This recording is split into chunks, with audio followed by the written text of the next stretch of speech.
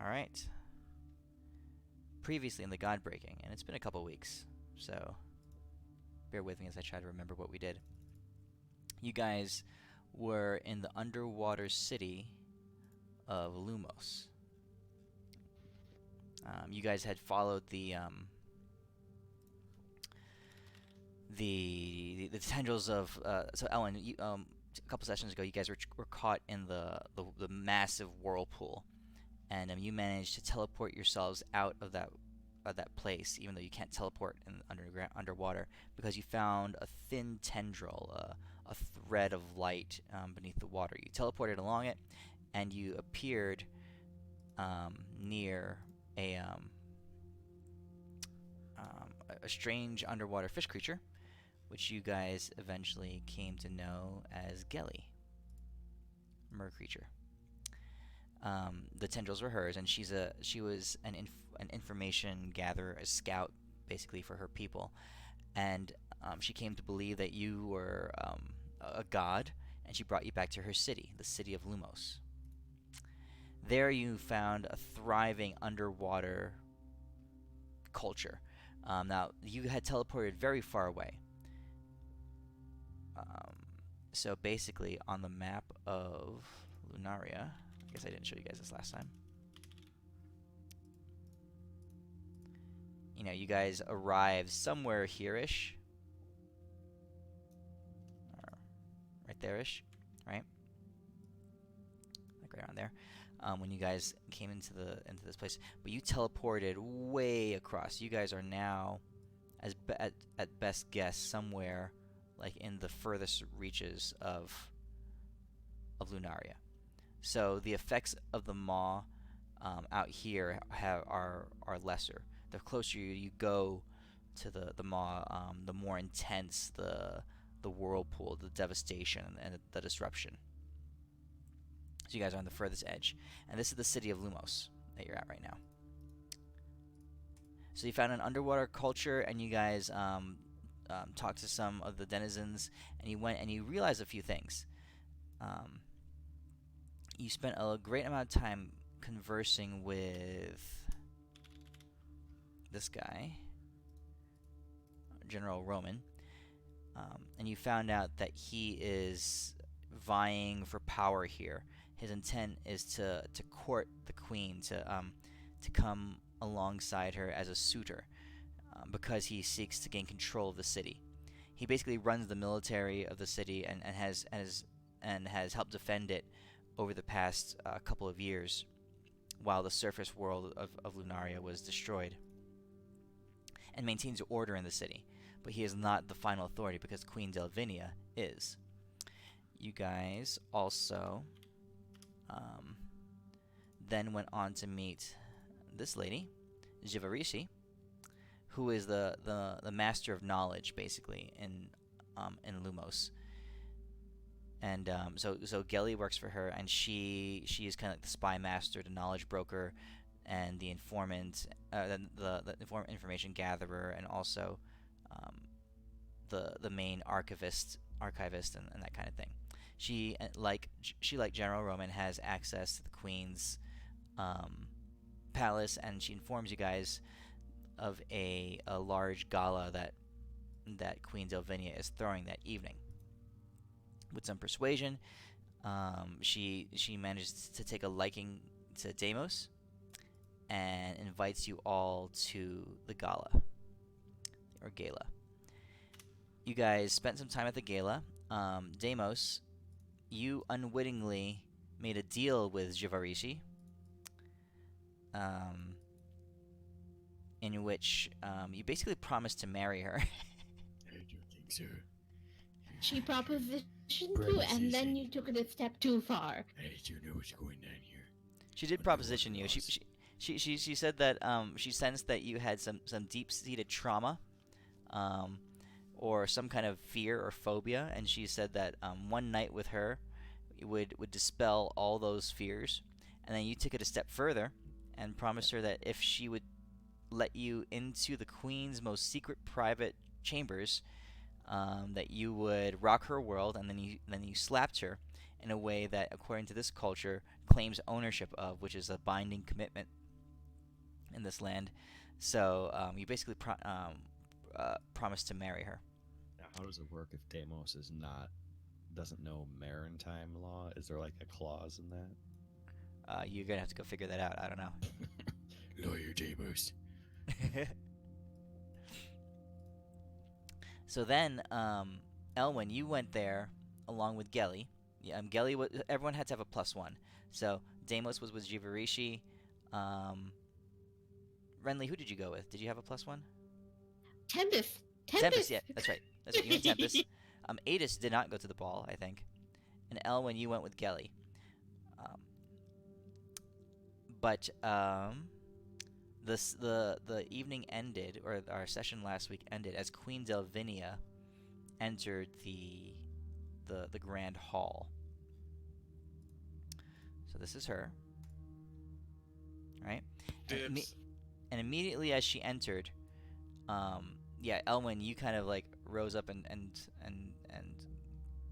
were paying attention as 3 individuals also came up to meet her. She's surrounded by her courtiers and her attendants and all that stuff, but the 3 suitors who are vying for her attention came and made their claims, basically.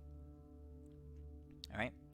So they spoke in turn, and this is kind of what they said. General Roman came up first, and he says, "I, General Roman, High Commander of the underwater forces of Lumos, do herefore make my proposal to Queen Delvinia.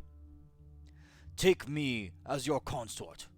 Take me into your family, and I will lend to you all the might and power of my armies. We will make a great land of Lumos, bring victory to the city, bring order to our realms. We will unite our people, stave off our enemies, and allow our kind to once again be the pinnacle of culture and power beneath the waves."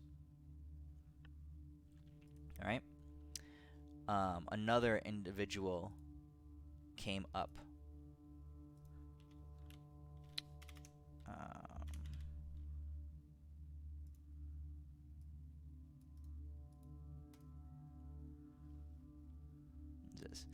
"Listen not to this imbecile, my Queen Delvinia. For only a king should be allowed to take the hand of a queen, and I am the foremost power in all of Vortalen. I am the only one worthy of your hand, and my armies, my legions, will join our might with yours. The power of my tide shard, coupled with the power of yours, will create a union beneath the seas greater than any before seen." Okay?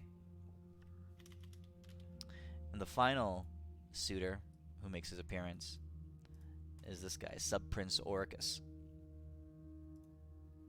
And he stands up and he says,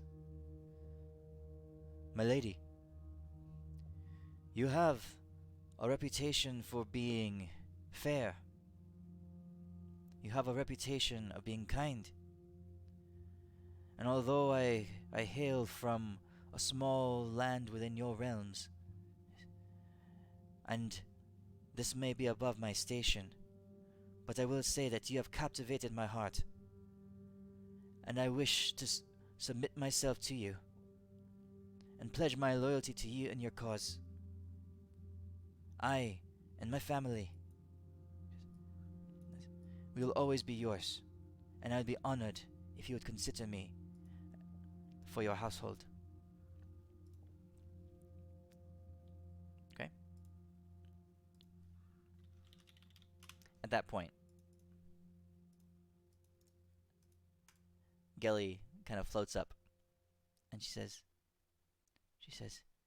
"Queen?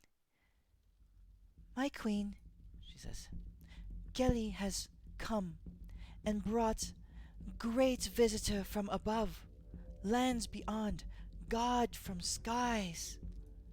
Geli wishes to speak because Geli knows that this one is powerful and promises to be savior of our people. Our people are in fear, our people are in chaos, and saviors from sky, new gods in our land, have come. And Geli knows that Queen would would would would enjoy God from Sky, because God from Sky has enjoyed much of Geli. Geli has offered pleasure many times, and God from Sky has taken it and and and treated Geli with great kindness. Geli has often pleasured God from Sky and knows that Queen Delvinia would be able to pleasure God from Sky greater. And then she kind of floats out of the way and kind of points. Luminescent spots from her hood kind of light up, and she kind of directs it in your direction, Elwyn, kind of like spotlights, and they all kind of hone in on you. So there's like an aura of greenish luminescence just like highlighting you amongst the crowd. There's a bunch of murmuring. I soft clap. when she finished introducing me, I will rise up and have my beautiful dragon wings in their whole majestic glory extend outwards, and while I use my dragon presence of awe, just as a little show, like to kind of exude my magnificence, my beautiful improved robes of the Archmagi flowing. Are we in water or are we in like? Oh, you're underwater. You're in the water. You have spells around your heads to keep you guys from dying, obviously. So I'm like all majestic and shit. And after I do my dragon presence, I just let them bask in it for a few seconds, and when I speak, doing so with a 9th level spell slot, I will cast that. Pepin's indisputable fact. What does it do? What does it do again? This enchantment causes the target creature to believe one idea, no matter how ridiculous. If it fails an intelligence saving throw, the fact may not be about the target. It may not suggest a future action or event. It must be expressed in a single sentence with 20 words or fewer that the target can understand. Statements such as, "These papers authorize us to be here," or "These are not the droids you seek." Yeah. So I'm gonna Donald Trump the shit out of all these people. So, so you're casting this at 9th level? Yeah. All right. And I will use some of my sorcerer stuff. What's it called? I'm going to empower or heighten. Which one is it? For the disadvantage? Heighten increases the DC. So I'm going to heighten this. And I am going to... it's just one creature, right? Target. At higher levels, you can increase the duration of the spell. Okay. So I'm going to cast it at the queen and at the middle... No, what does the queen have? Can I roll some insight to see if she's like with an advisor that she seems to be paying attention to, like that she's more inclined to like her body languages. She feels safe with this person that's accompanying her. No, there's no. She's kind of. There's lots of courtiers and attendants surrounding her, but you can tell there's a definite hierarchy. They all bow to her. It doesn't seem like there's some nobles and stuff that come alongside, scholarly looking ones, but she's ignored them the whole time. Okay, so I'm gonna cast after the twin. So I use 9 sorcery points to twin this 9th level spell, along with the heighten and everything. I'm going to cast it at the first guy that spoke, the general of her army. Okay. That way, he can believe this bullshit that I'm about to say, and he can kind of back me on my thing. So here's my sentence. Okay. I, Elwyn, the fiery thunder god from the sky, slayer of demons, champion of Tandesh, chosen of Mistra, and last but not least, the best friend of the man they call Deimos, am here, like Gelly said, to be your savior. Okay.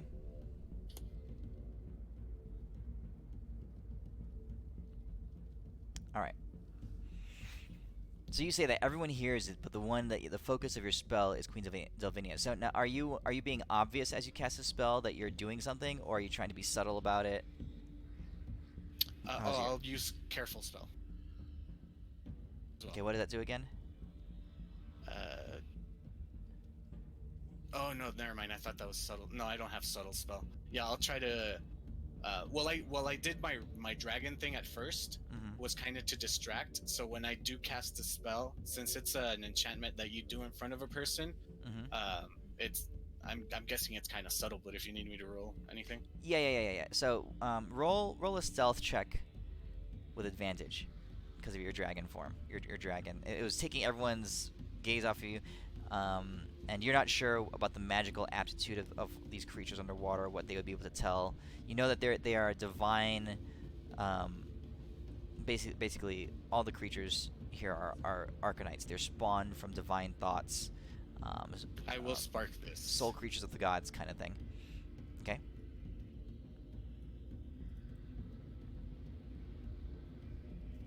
T3.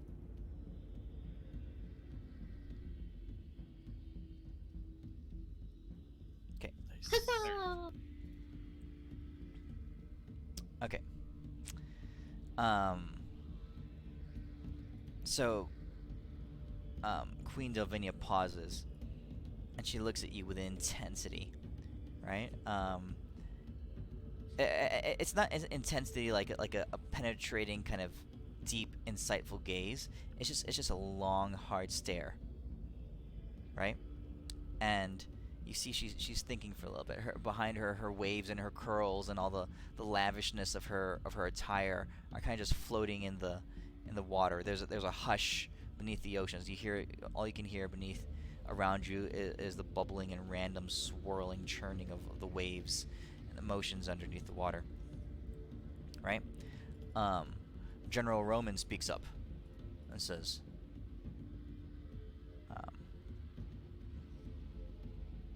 actually, what's your DC for 34 34? with disadvantage because I used the heighten. Yeah.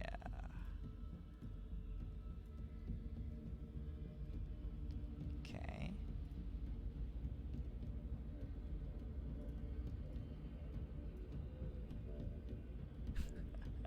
Okay. General Roman says, Majesty, I believe that this glorious specimen of nature's beauty has come to lead our kind into some sort of salvation. He has answers for us, Majesty. I will be the first to turn over my spot as one of your suitors to this one. May he have your ear. May you give him your attention undivided. all right. Yeah, the guards around him and the soldiers are gasping at what Roman is saying. That that all around the room there's military and stuff all around, and they're beside themselves, trying to figure out how their general, their proud and calculating general, is all of a sudden fawning over Elwyn. I give him a nod. Queen Delvinia raises a hand, in a gesture of interest, and finally you hear her say something. She says, "My savior? That couldn't possibly be. His outfit is far too gaudy." And she flips her hair, the wave of curls behind her head, and she kind of like turns around, um, and she says, "Where'd the music go? Come now, this is one of my parties." And the music begins to resume, and people start talking again. And General Roman is fully enraged. He's like, But Majesty, surely you must have your people in mind. You've never really cared for your people. All these years, I raise a hand to him. General, she has her duty to choose the best out of us. And without any trials, without me proving myself to these other two, then what fun would that be? Let them, once she chooses how to prove ourselves, they will be in awe of my power as well. They're not as learned as you are, that you recognize magnificence just by seeing it. he turns to you and he says, magnificence indeed. Yes, my lord, one of power, divinity, and great beauty. Yes, my armies, I pledge unto you. Yes, we will help you in saving our land. And I will gladly accept that help. Come, let us party. Then Lamprex comes up and says, "Roman, are you gonna let him stick his divine rod up your fishy ass?" I go to Mr. Lamprey and I say, Mr. Lamprey, it is inappropriate in the state of the women to make butt jokes around here, especially about my good friend Elwin. So if you could take your little tail and swim away that way, that would be most respectable. And goodbye. My tail, he meant your penis. It's very little. Lamprex goes, "You dare speak such to me?" I am not speaking Can you share- using sign language. Can you share that dude's picture? Lamprex? Yeah. Mr. Lampraxio, Depth Lord Lamprex. He's you the... seem very nice and a kind young soul. But we have things to do, and I respect you for what you do, for you do seem strong. You seem so powerful, in fact, I have a special thing for you.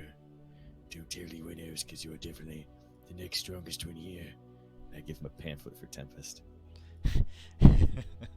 This will make you even more powerful. You could ever imagine. He holds it up, and as he looks down at this soggy parchment thing, half the ink is washed away in the water.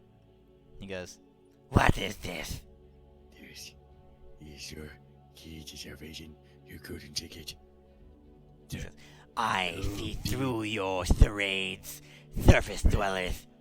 I'm I, telling the Depth truth. Lord Lamprax, Lord of the Vortalen, will not stand for these insults. I'm messing I around. will sweep you away beneath my heavy waves. Right. You will feel the full Good Lord, surge right. of Hey, my everybody, splurging, Death Lord surging Lamprax power." is too afraid to arm wrestle a man in white ladies. I will win the Queen's hand. This But you won't win my hand in arm wrestling, because you lose. Now go away. Gone.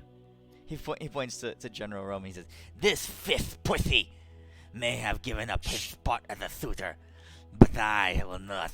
I will rightfully win the Queen's hand and join Judge my tide shot to hers." Wait, I don't see what was so funny. Could you please just not talk bad about my good friend Elwin, or I will have to do things that would not look good in front of the one you're trying to marry. This is not a threat. This is an indisputable fact of Deimos. As I cast it. It does absolutely nothing. I don't have a spell, but I want to pretend I'm cool. I got one. Hey, that was a really good roll. Really good roll Continue to drop 4. for charisma check. Yeah. That At was this a point, charisma save. So Uh, actually, it's 12. Sorry. okay. All right. As you're saying this, Deimos, as you're trying to talk to Death Lord Lamprax, you feel a tentacle wrapping around your left upper thigh. Deimos goes limp. He plays dead fish real fast. As she comes up alongside you, one tentacle on your upper thigh, one tentacle around your torso. Just not tightly. It's just kind of like caressingly. And she says, "Deimos, Yes. I would not anger this one. He is a lord of one of the three great nations, and he is a tide shroud holder." But you can't be that strong. We literally took down massive demons. Oh, Yes. did you do so under the waves? Well, technically speaking, air is actually a fluid, so I believe yes, according to mathematical science, then air is yes under the waves. Oh, Deimos. You are so adorable. Oh shit, I forgot I'm still a dead fish. You can't see me if I don't move. So I stop moving. I'm gonna cast message and just whisper in Deimos' ear. Just take a deep breath. You can do this. You can do this. Pretend it's me. I mean, no, that'll be weird. The weirdest thing happened. He said that like before I grab onto her real fast. And then he says before that, I was like, Oh shit.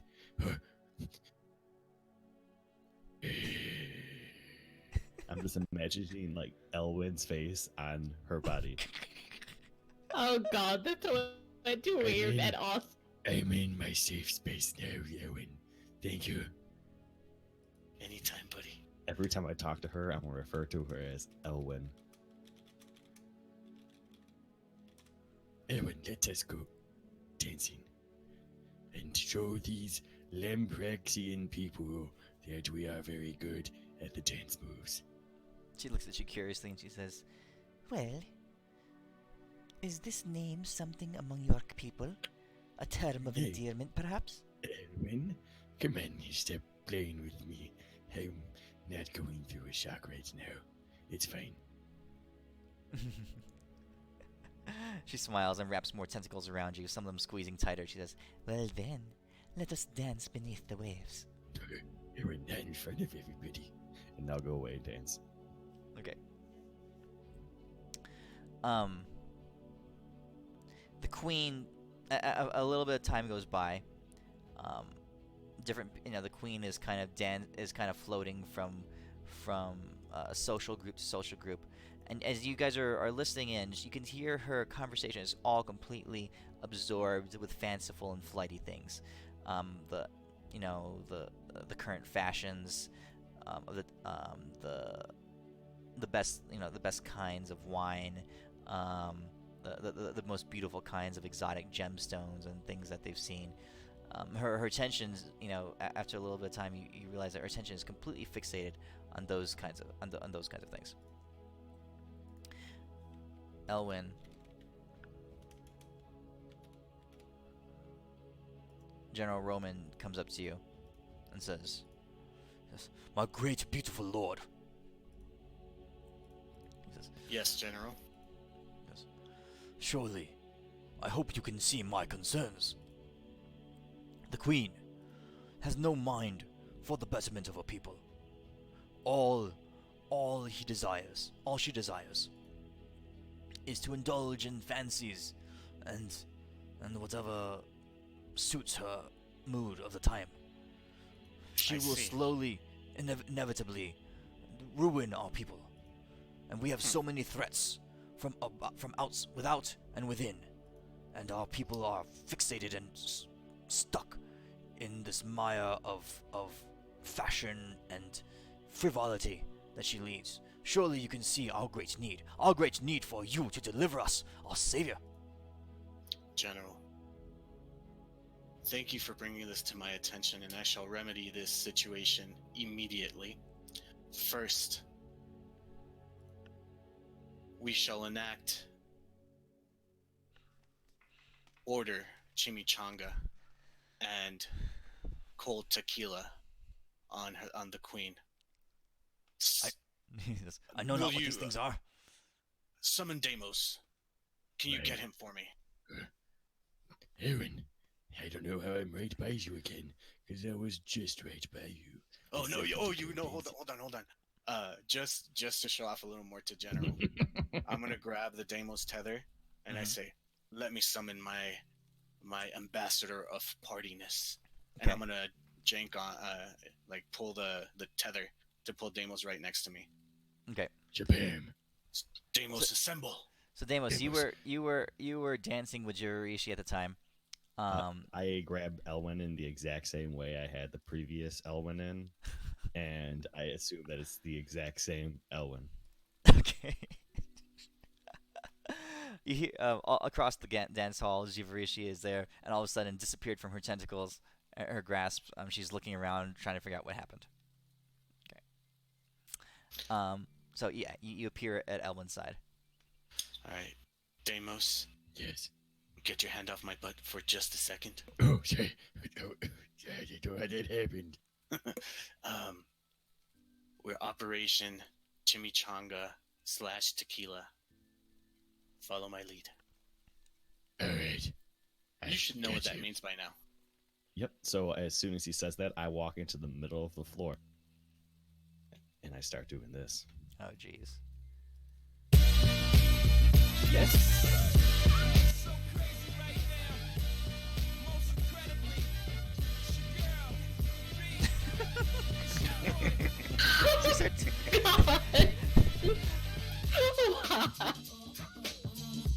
And I do it perfectly. Oh jeez. All right. So you're twerking in the middle of the. Yeah, I ripped that my outer garments. I'm missing my whitey tighties, and I put my skull cap on while I'm doing it. Okay. Skull cap and You're definitely tights. gaining attention. You're definitely gaining attention. There's a crowd of fish folk surrounding you, half in bewilderment, half in shock, and some entertainment about what's going on.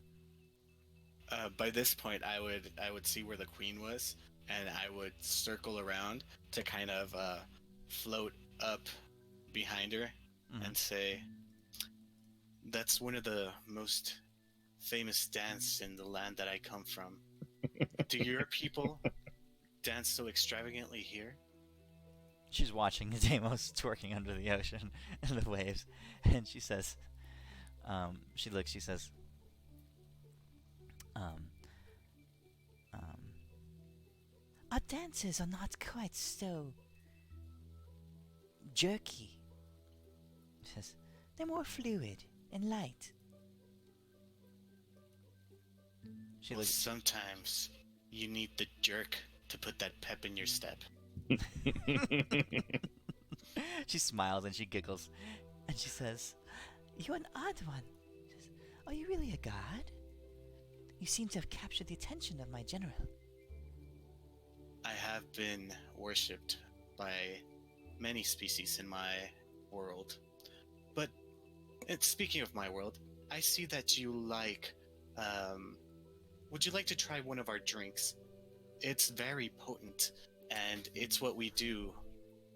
It's the type of drink that we drink when we're in college a lot. And I pull Deimos again next to me.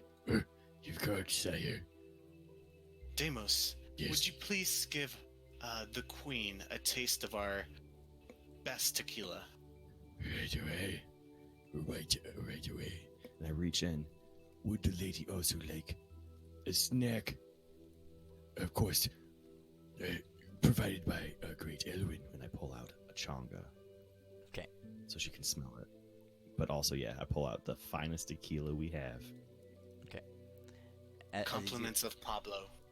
He's Pablo. our tequila maker.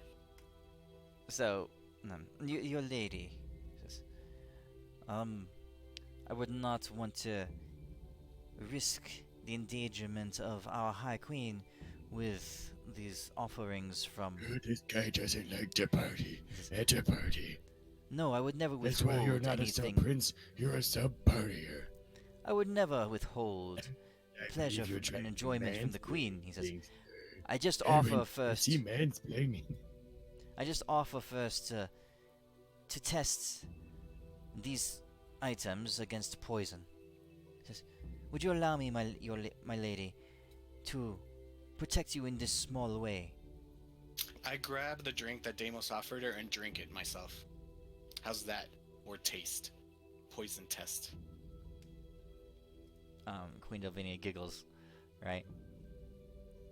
And she looks at the prince and she says, "Oh, Oekis," she says, "you are always looking after me."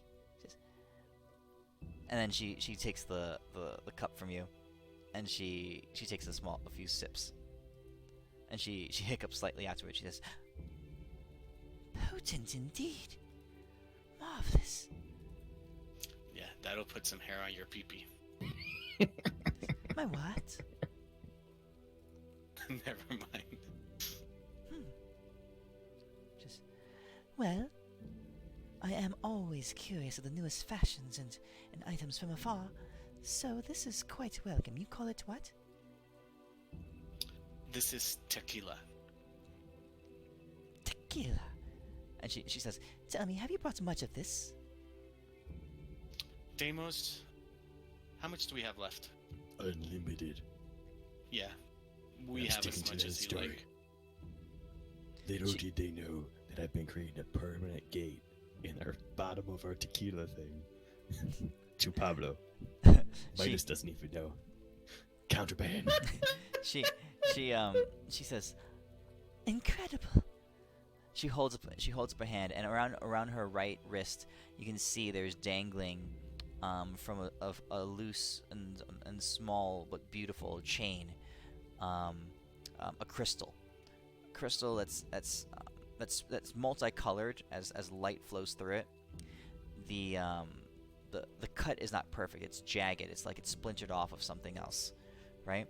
But as she holds it up, she flicks her wrist, and underneath the water, the crystal kind of rises up with the momentum, and she holds it in her fingers very daintily, but holding it up.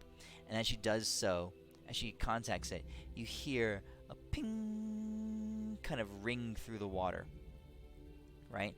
And it just kind of like echoes outward, and you can see a rippling effect of small bits of light and energy. And as it does, everyone around just kind of raises their heads and listens. And it's not just the people. You can see off in the gallery,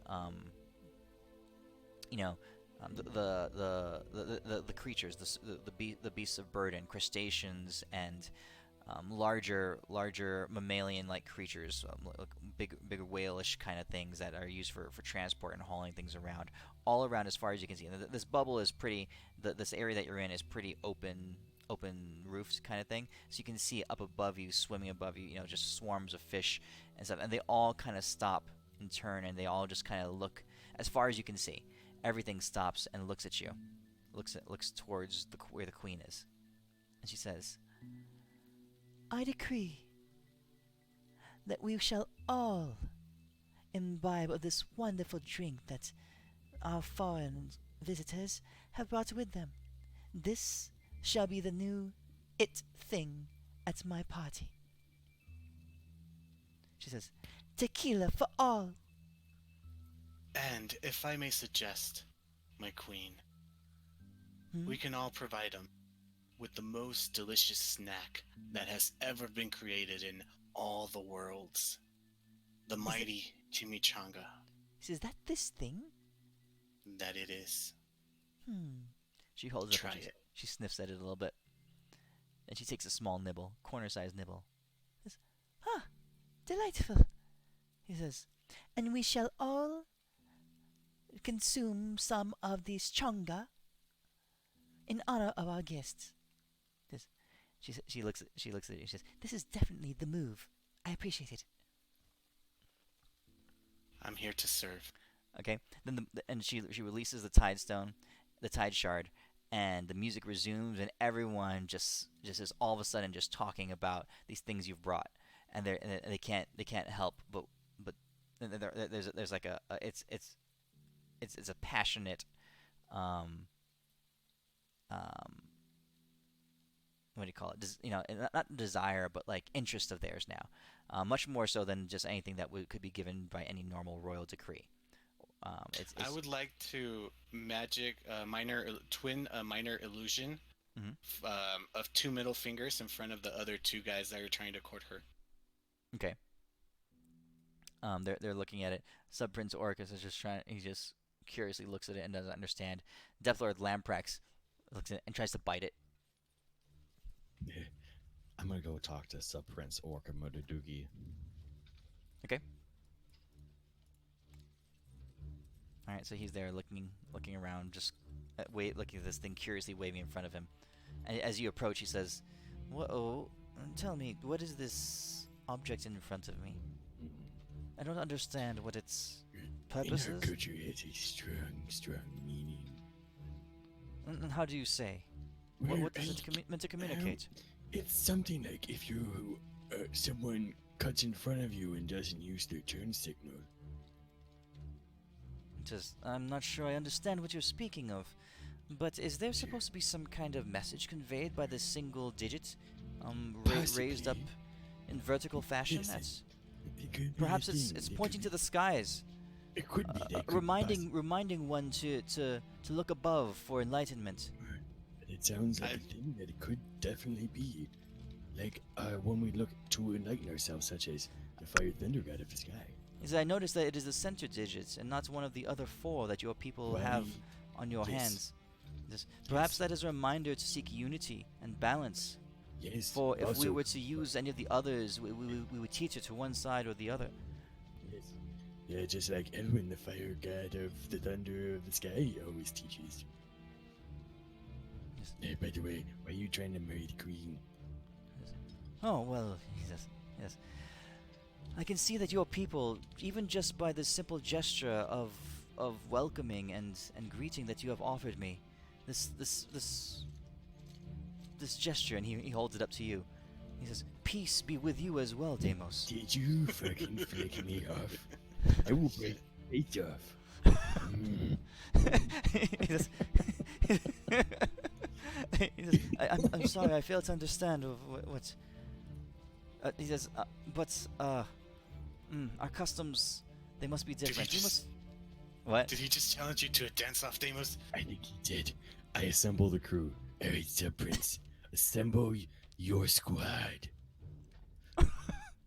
We're gonna confuse the shit out of him. All He right, says, all right. So I got Brenly and Elwin, and we he pauses and he seconds. My squad? Gotta For get your squad. dancing? Oh, dude. Yeah. Yeah. Deimos. Yes. Hold on. Okay. I Hold on. tell the other dude. Hold on. Oh wait, also, Huddle. yes, hold on.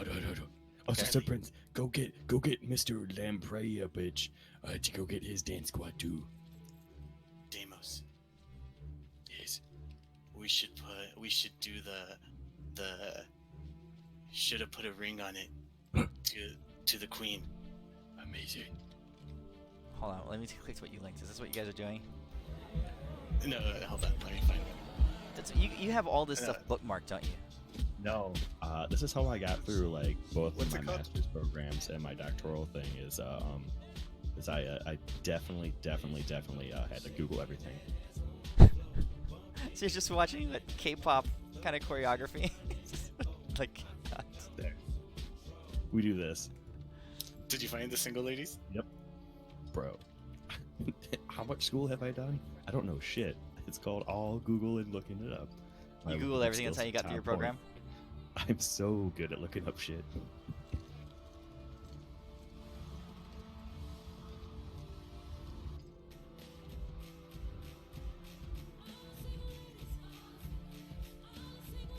Uh-huh.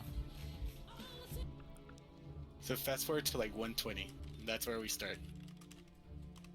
Where is that?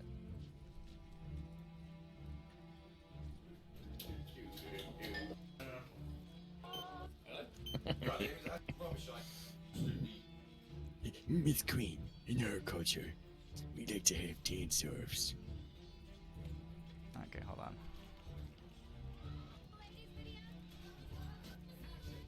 Hold on. This is the better one. Wait, how do you link to a YouTube? Here. Oh, just copy and paste in there, yeah. Here we go. This is it. This is you guys. Do we need to get high heels for this? Wait, you don't have your high heels on?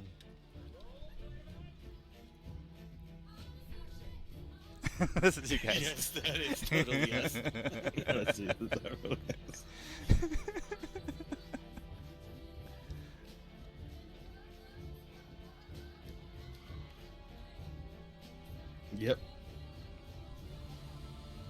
Okay. All right. So you guys go to the center of the room and you start doing your single ladies dance. All three of you, go ahead and roll performance checks, everybody. I would like to guide myself.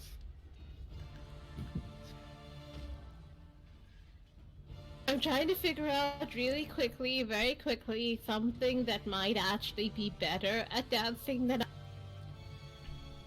I feel like I got this, so I'm just gonna do it myself for one. Okay. Yeah. And I am going to spark this. Oh wow. Very good. Okay. Unfortunately, I guess I'll have to get on the board of sparking it. That didn't do shit. So you're the fat guy in the middle trying to do it. Renly and Elwyn are both rocking it alongside you, and Elwyn specifically. Elwyn is like totally Justin Timberlaking this dance, and the rest of people are just like, all the fish folk are both like completely baffled by what you're doing, and you see them all whispering to each other and that kind of stuff. You hear Depth-Lord Lamprax talking to some of his subordinates, equally looking like scaled and muscular, but hardened like eel-like creatures. He's looking at them, and they're saying, and you hear one of them saying to him, "It must be some sort of mating ritual." And others they're all trying to figure out what in the world you guys are doing. I'm sorry you're not on the new fashion and dancing trends. It's called Justin Timberlake, Rihanna, in one fat dude in underwear. Okay. As you guys finish the dance, all eyes, there's no applause, there's nothing. All eyes go to the queen, and she looks at you all, and she smiles, right? And she claps her hands together, and she says, "Amazing!" She says, "It is done." She says, "Let it be known, all far and wide, that this one," she says, "this divine visitor from afar has won the first mark in his favor as one of my suitors." Yeah. And everyone starts clapping, and you see Lamprax and Oric. Lamprax is enraged. He's glaring and shouting. General Roman has a big grin on his face. Sub-Prince Oricus is just looking ahead stoically. Right, she says, "Amazing, incredible." She says, "You have impressed me." And now she says, "What shall it be?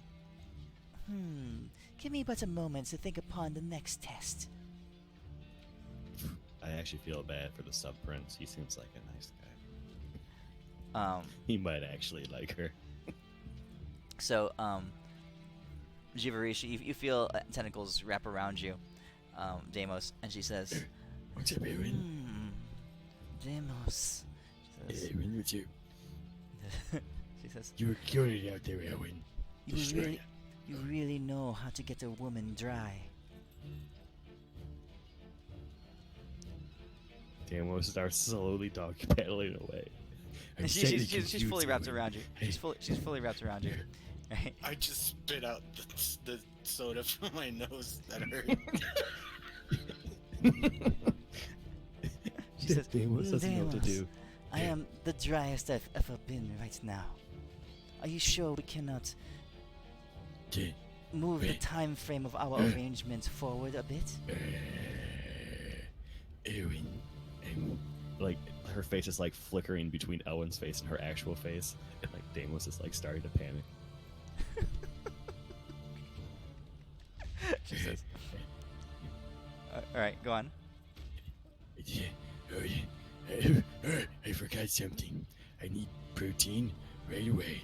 I don't want to lose my muscle mass. Also, what do you think the next thing's gonna be?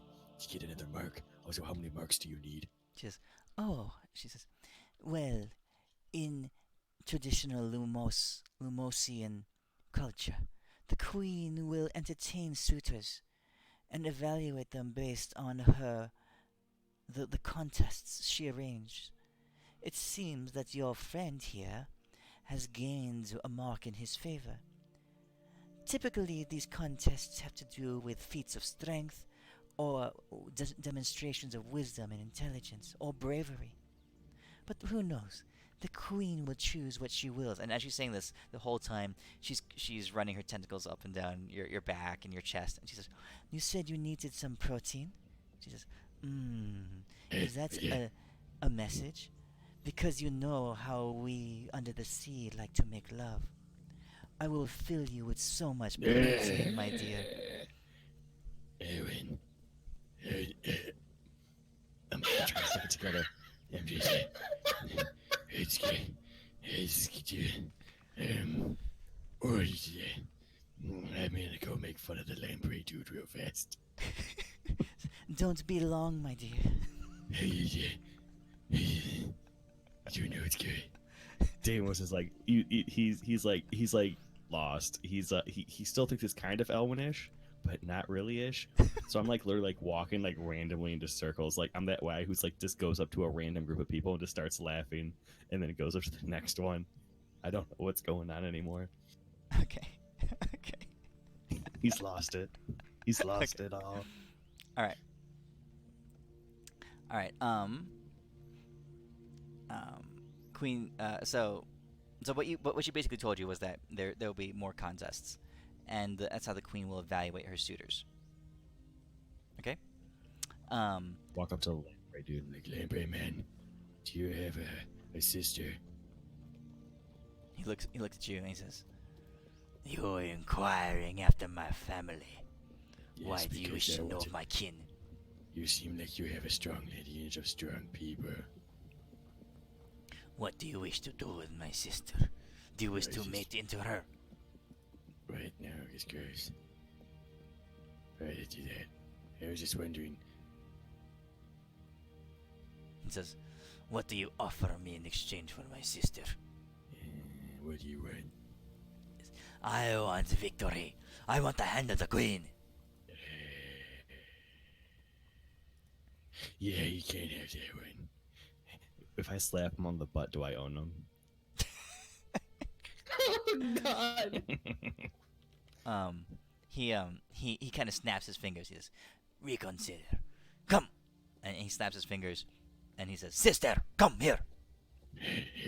Right, and swimming up She's to his gonna side, be rich. very, very kind of like, shyly, and submissively, right, is this creature. Right, he says, "Sister, you will pledge yourself in service to this one, and as long as he gives me what I desire, the hand of the queen." Mrs. Lamprey, you don't have to listen to him. He can't even beat me in an arm wrestling contest. So how about this? You work for us now. You don't have to worry about your brother anymore. And I'll take her hand and walk away with her. She kind of swims alongside you, and she says, "What would you have me do?" You can do what the fuck you want to do. "I don't know what I want to do. Erwin, fix her. I want to do whatever you want me to do."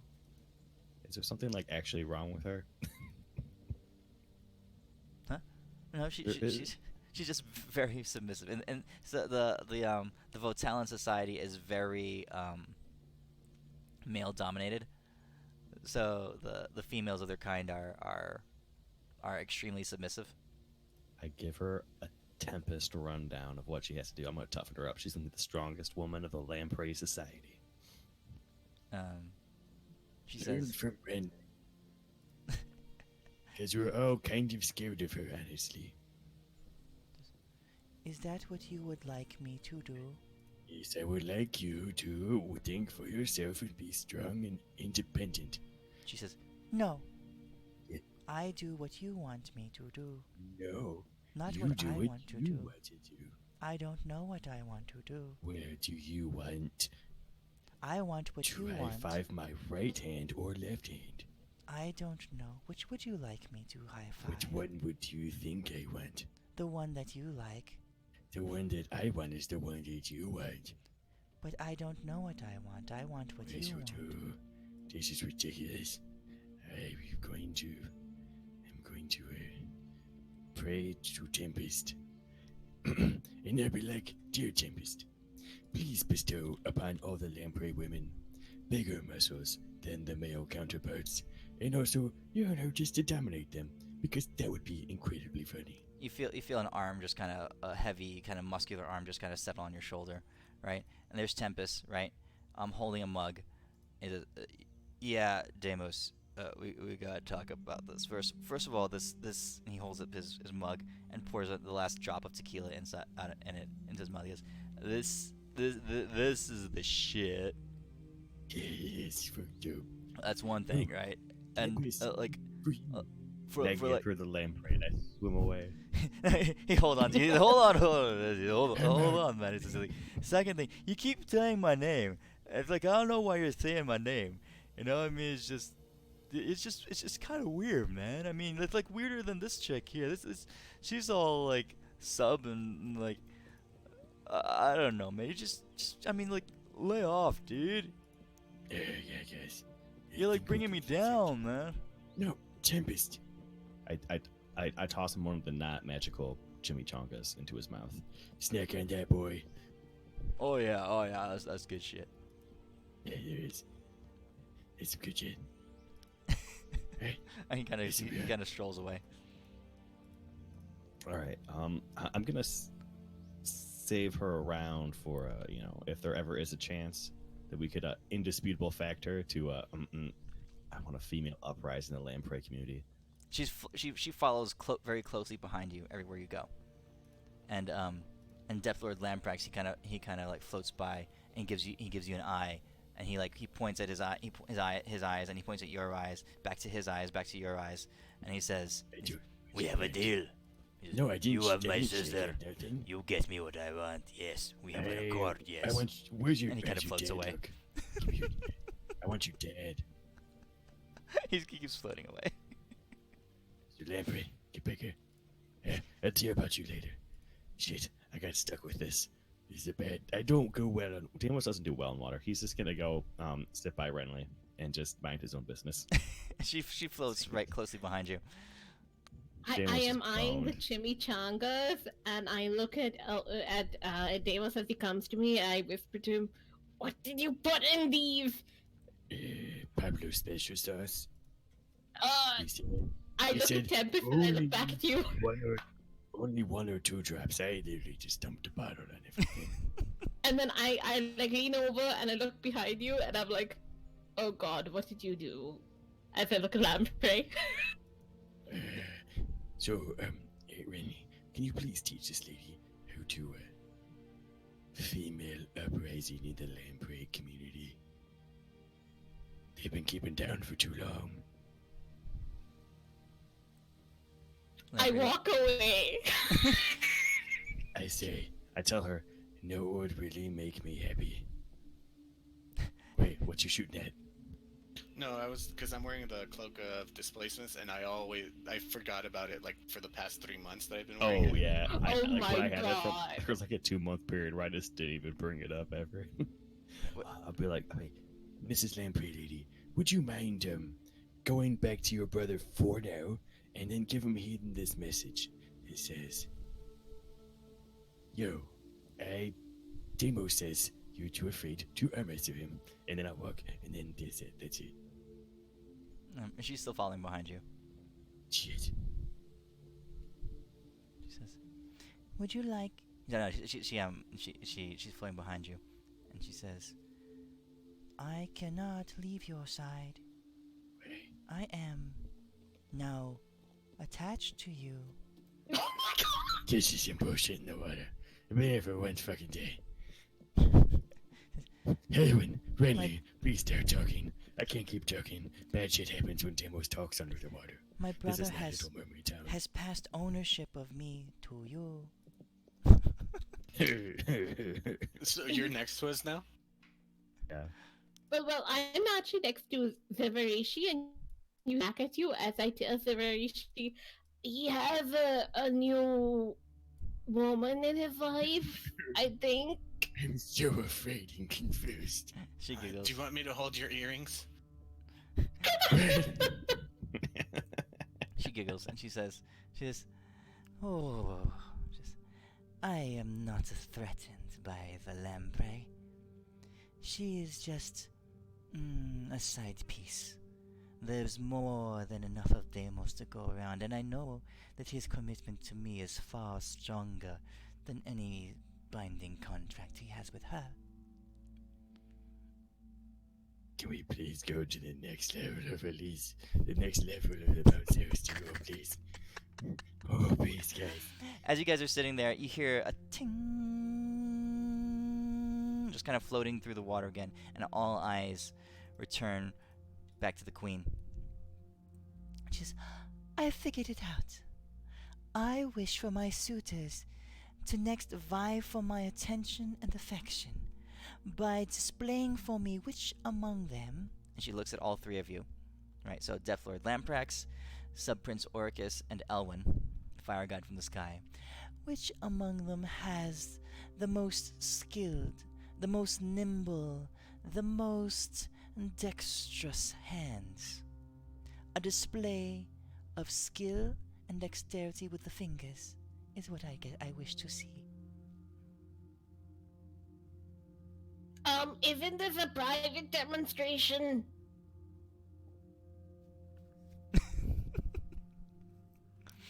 I yell out into silence. and all the rest of the fish kind of look at you curiously, and they all go back to their. You see the two suitors, just going to their conclaves, basically to their attendants, and they've been talking and strategizing. Elwyn, the general comes. I'm looking it up. Give me 1 second. All right, the general comes up to you. He says, "Yes, what do you plan to do to impress the queen? She wishes for a display of skill with your hands." He says, "Were it me, I would demonstrate my capability with the Karacha. Lethal underwater daggers flung at great speed."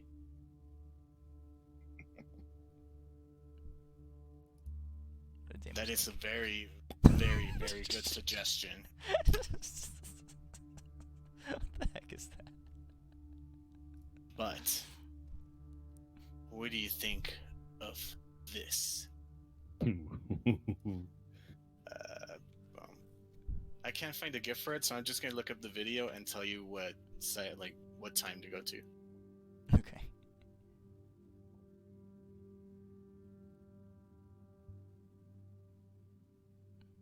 So there's a lot of talking, a lot of bubbling, and a lot of conversation going on around the dance floor.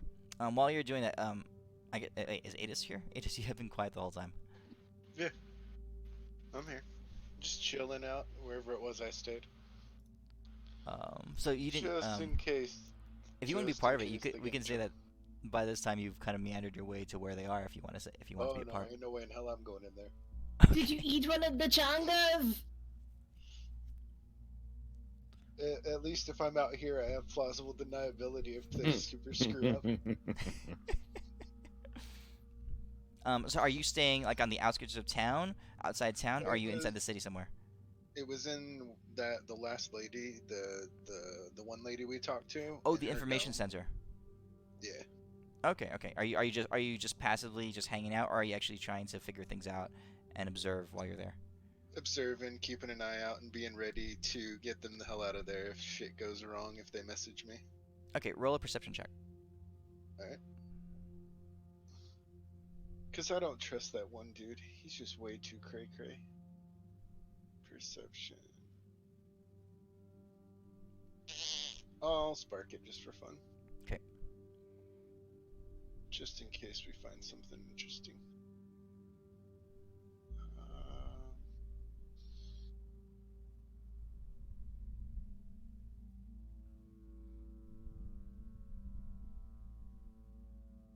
Okay. So a 34.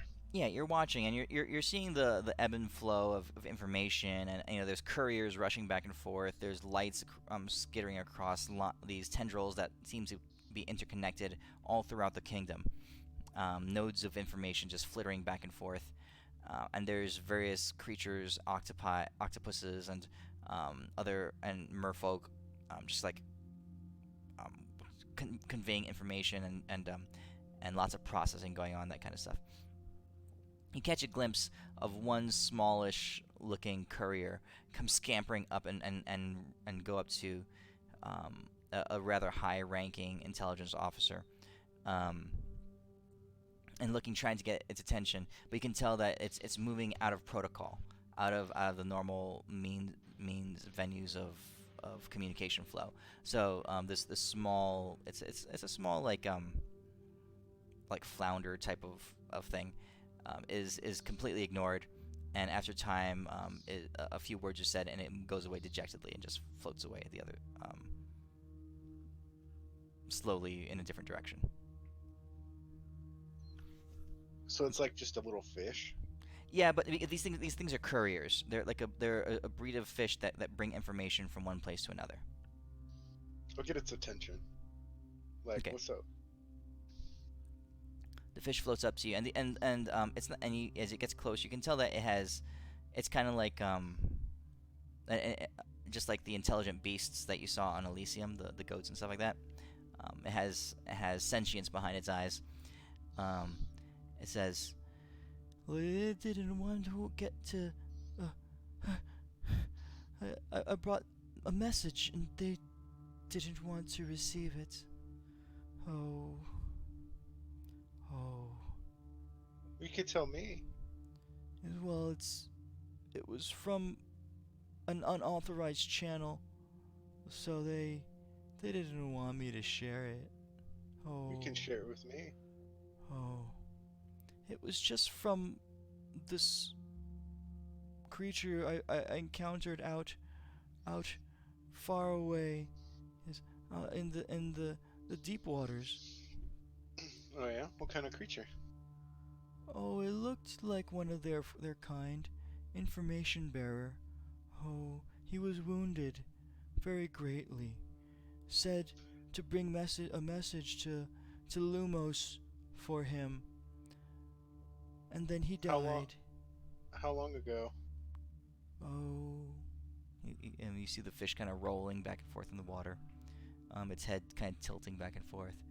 He says, 2 rotations ago. It took that long for me to swim here. What was the message? He says, oh, he said, he says, beware, coming from the trenches, unexpected, beware. Oh. I'm gonna ask him. Let's see here. 2 days, huh? 2 days. Do you know what the dude's name is that you got the message from? No, he died soon after.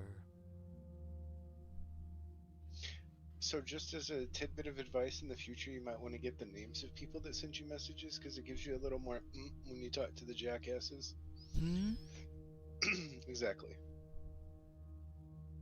Let's see here. Give me 1 second. I'm looking through.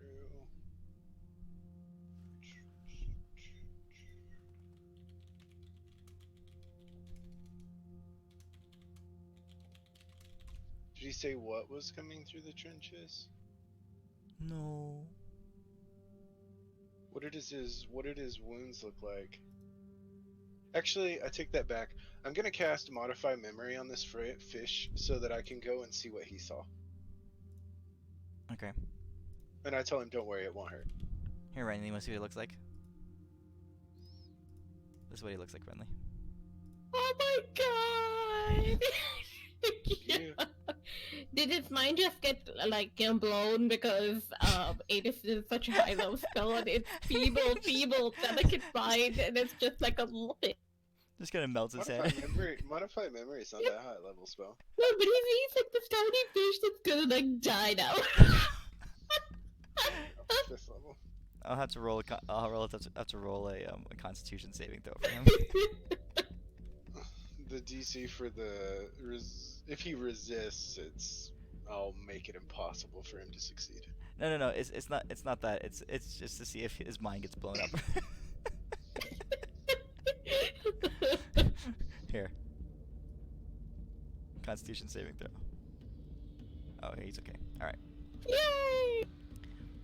So you're looking through his mind, and he sees an encounter with another. Let's see here. Another merfolk.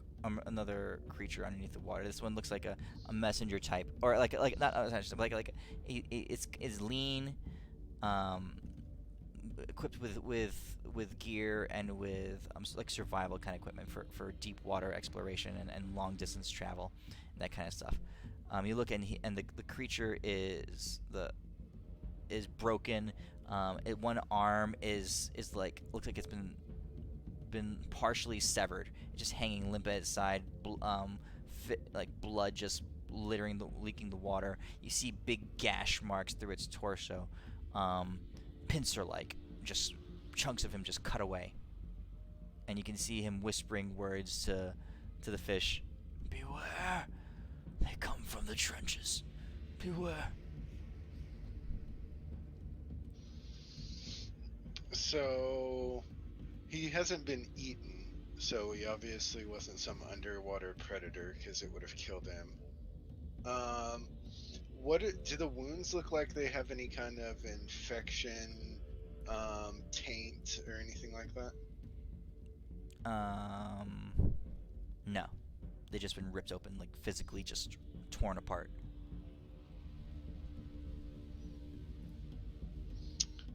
I'll ask the flounder, do your people have any natural enemies in these waters? The flounder says,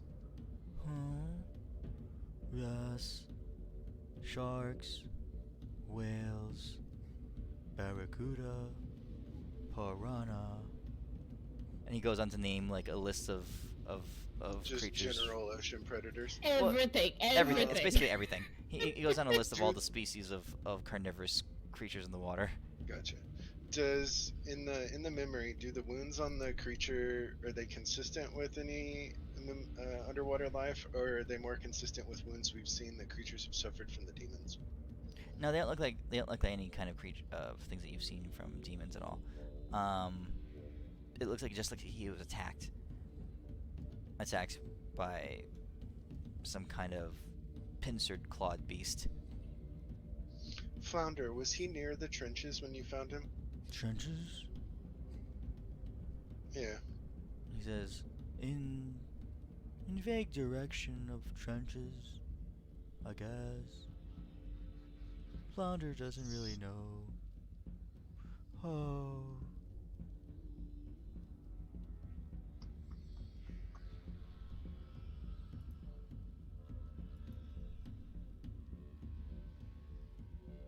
Okay.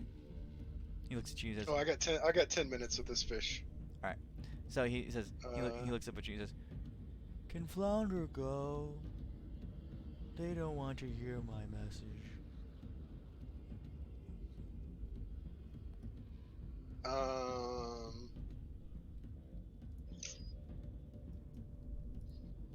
The biggest dude around, like, is the jackass who ignored him still around? Yeah, I mean, he kind of left the building. He went out of the building to go talk to him. He's back inside the building still. Can I see him? You had to go back into the building. Okay, I'm gonna tell the flounder to follow me. I'm gonna go back into the building and find the dick. Okay. Alright. So he follows you back in, kind of meandering slowly.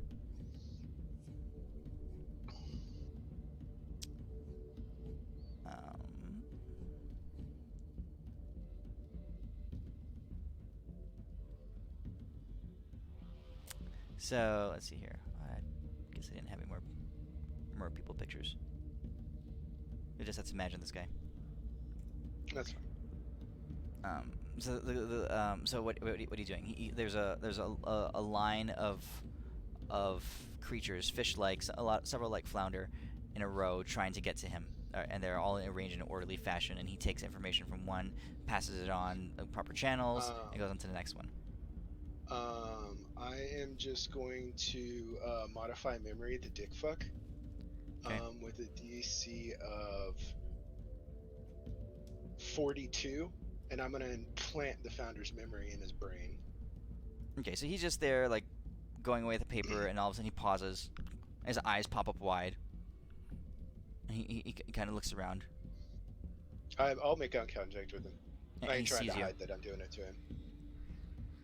He sees you and he says, "What? What in bloody hell was that?" He says, Next time, don't be an ass to the flounder. he looks at the That's flounder. what he was trying to tell you. He looks at you. And he says, "What?" Ah! He gets up, and you see him just kind of scamper away, like run away. Okay. Your message has been delivered. I tell the flounder. Flounder goes, "Oh joy! So I'm since I so since I happy." since I can scan through his memories rather quickly, can I get a general sense of where the trenches are from here and what direction? I feel like I'm skipping through the air right now. And I'll also remove from Oh. the flounder's memory that dude being a dick to him. Okay.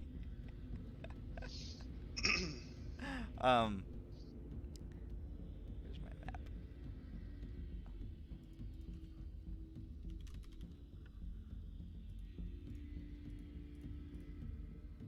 Okay, so the yellow circle is the general area that Lumos is in. The trenches would be like here-ish. Under the water, not Yeah. on the land. Yeah, like in this direction. Alright, I'm gonna...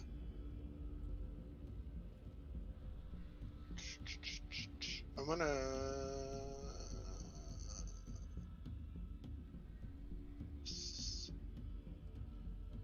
And the flounder did say that the guy he found was close to the trenches, right? In the vague general direction of the trenches. But Flounder encountered the guy, as you sort through his memories, more like here. Okay.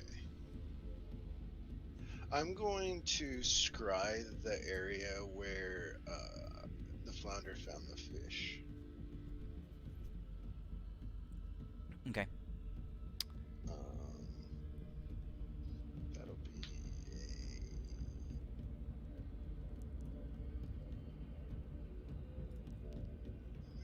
fifth.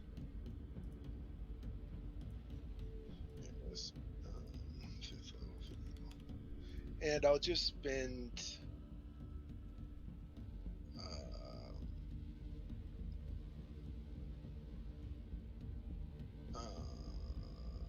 I'll spend 10 minutes just watching, like, for the full length of the spell. Just looking around for anything out of the ordinary. Okay. With the kind of wounds that dude had, he had to have gotten hurt pretty close by. All right. Roll an Arcana check just to see how successful you are.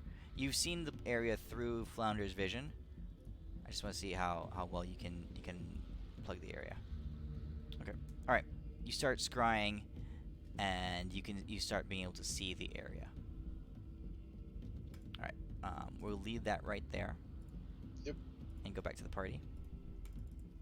So Elwyn, you've been tasked with demonstrating a feat of nimbleness of fingers and dexterity of hands to gain the queen's attention above and beyond your competing suitors. I see. Well, for this, I will need 2 volunteers, and I will point at the 2 dudes that are my rivals.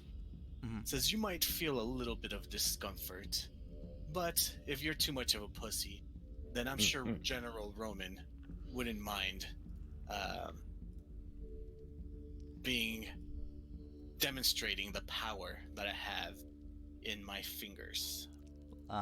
Death Lord Lamprecht says, "I'm not a pussy. You're the pussy." And Sub Prince Orcus is just staying there. You see, he's brought out like a small.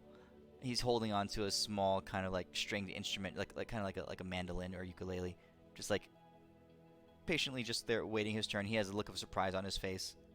Huh? It's okay, Sub Prince. With General Roman and this pussy here, this other gentleman will be enough. His name is Death or Pussy Prax. Him. Yes. While we were like kind of prepping, I would have used a first level spell slot to get back a sorcery point because I didn't have any left. Well, Okay. I had one left. And I'm gonna twin, and I'm gonna say, Your Majesty, Queen Delvinia, witness the power from my fingers. And I just use the two, my thumb and the pointing finger, Mm-hmm. and start closing them together like a pincer Okay. as I twin cast Pepin's Choke-a-Bitch. Oh my god! Link the Spell! spell. Spell! Link the spell. It's a spell! I'll relink it So- here. It's actually a good spell. One action, level 2 necromancy spell. You attempt to choke the life out of a creature. As an action, you choose a single target. Creature makes a Constitution saving throw. The creature begins to choke, taking necrotic damage while it's being choked. The creature has disadvantage on attack rolls, saving throws. Okay. So who are you choking? Both General Roman Uh-huh. and the other guy that said he wasn't a pussy. All right, Death Lord Lamprex. Yeah, so on General Roman, I'm not gonna close the pincer all the way, so I don't do as much damage. But on the other guy, I'm closing it all the way. All right, so it's a saving throw. Yeah, Con DC 34.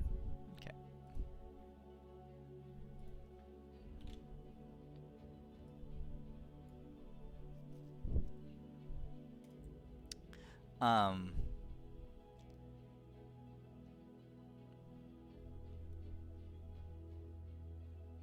Okay, so you see two things. First, General Roman, his eyes look surprising, right? As all of a sudden it seems like he's feeling something, and he looks at you and he makes eye contact with you. Like there's like a questioning gaze in his eyes.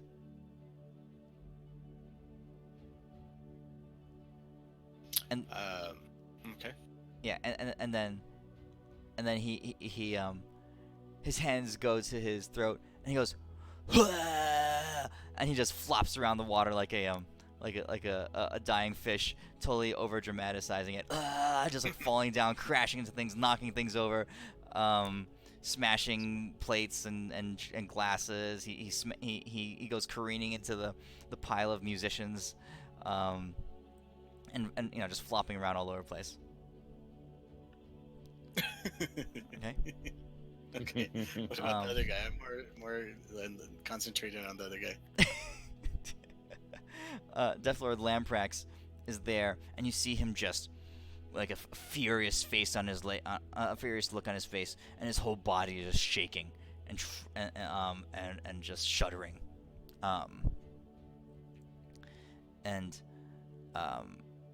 You can see as he just holds on for a little while, and seconds tick by, and his shaking and shuddering, and his face grimaces even more, right? And then he just convulses, and his hands go to his throat, and he kind of doubles over, and his attendants come rushing in, and they're trying to give him medical attention, and they're holding on to him as he's collapsed down to the ground. I let go of the chokes. Okay. Death Lord Lamprex just gasps, right? Just taking in the water, and just you can feel the circulation. They don't breathe through their noses; they have gills, but it's still cutting off the flow of oxygen and water to their gills, right? General Roman is still thrashing around. General Roman, you're good to go right now. It's all over. The effects should go away in a few seconds, General. He pauses for a second. He looks at you and he nods his head. Then he thrashes around a little bit more. Then he stops and goes. he goes. He says, Truly, your beauteousness. That was the most incredible display of power and dexterity that I have ever seen. I mean, the general went from being like a character we didn't like to now we just like the general a lot. It's gonna be the new Bork. Yeah, for real.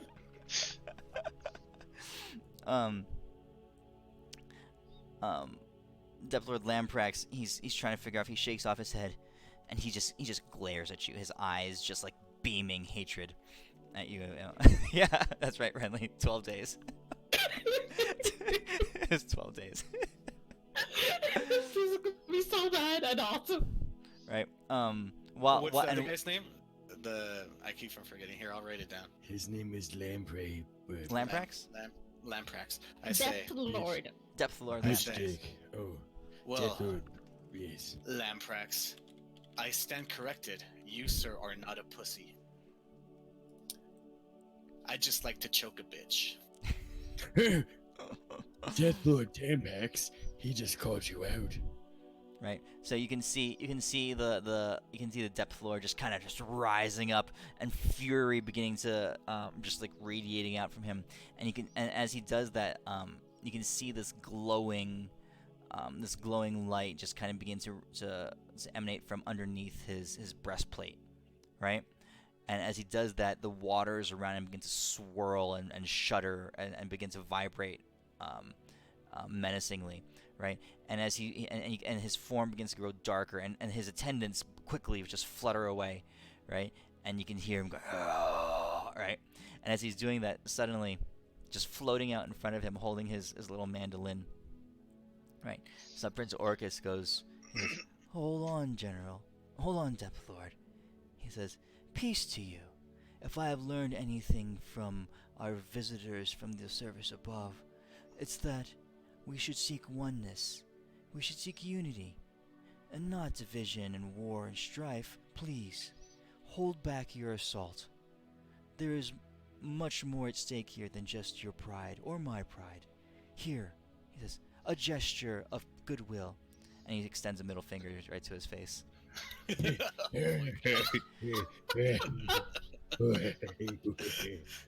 Can I record this on my cell phone? Man, I kind of want the Sub Prince to win now. Yeah, no, I we should win, and then just let the Sun Pits win at the end. Lamprax is just shudders there, and he kind of pauses. He kind of powers down a little bit. He says, "For the sake of my people, I will not destroy this city." He says, "But that one," he points a callous, like clawed finger at you, Elwyn. He says, "I will tear his bones apart and feed him to the fishes before this is done." Wait, who's he pointing at? He has a curved finger. I think he's pointing at the ground. So the Sub Prince, he kind of goes over. He says, and he goes and he bows to the Queen. He says, "My liege," he says, "the people from my village don't claim to be great in the arts of. They don't claim to be proficient in the arts. We don't have any wonderful poets, or great historians, or writers." He says, "We are simple laborers, gathering food from the oceans, and learning to harvest the seaweeds and the kelps from our local lands, our local waters." He says, "But I do have this small offering of music for you." Right, and he brings up his little mandolin, and he begins to kind of pluck away at it and play. And it's not the most skillful tune that you've ever heard, but it's a genuinely earnest, kind of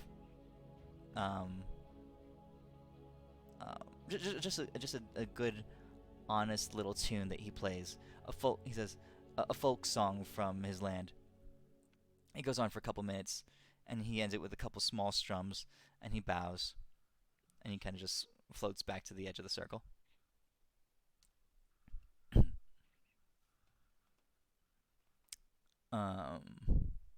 Finally, Depth Lord Lamprax comes up, and he says, He says, "My people know nothing of this nimbleness you speak of.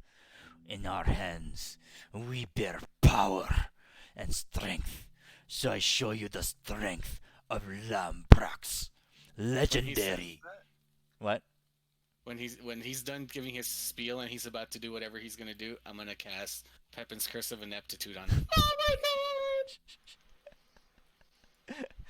Choose one creature within range. That creature must make a wisdom saving throw. On a failure, you impart a streak of bad luck on the target. All attacks, rolls, skill checks, and saving throws are made with disadvantage until the end of the next turn. Okay. Oh god. Right.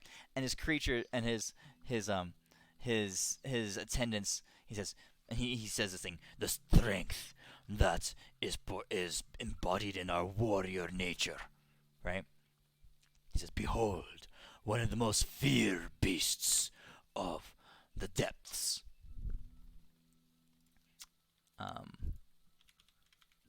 And you see him bring in a large kind of hulking, menacing,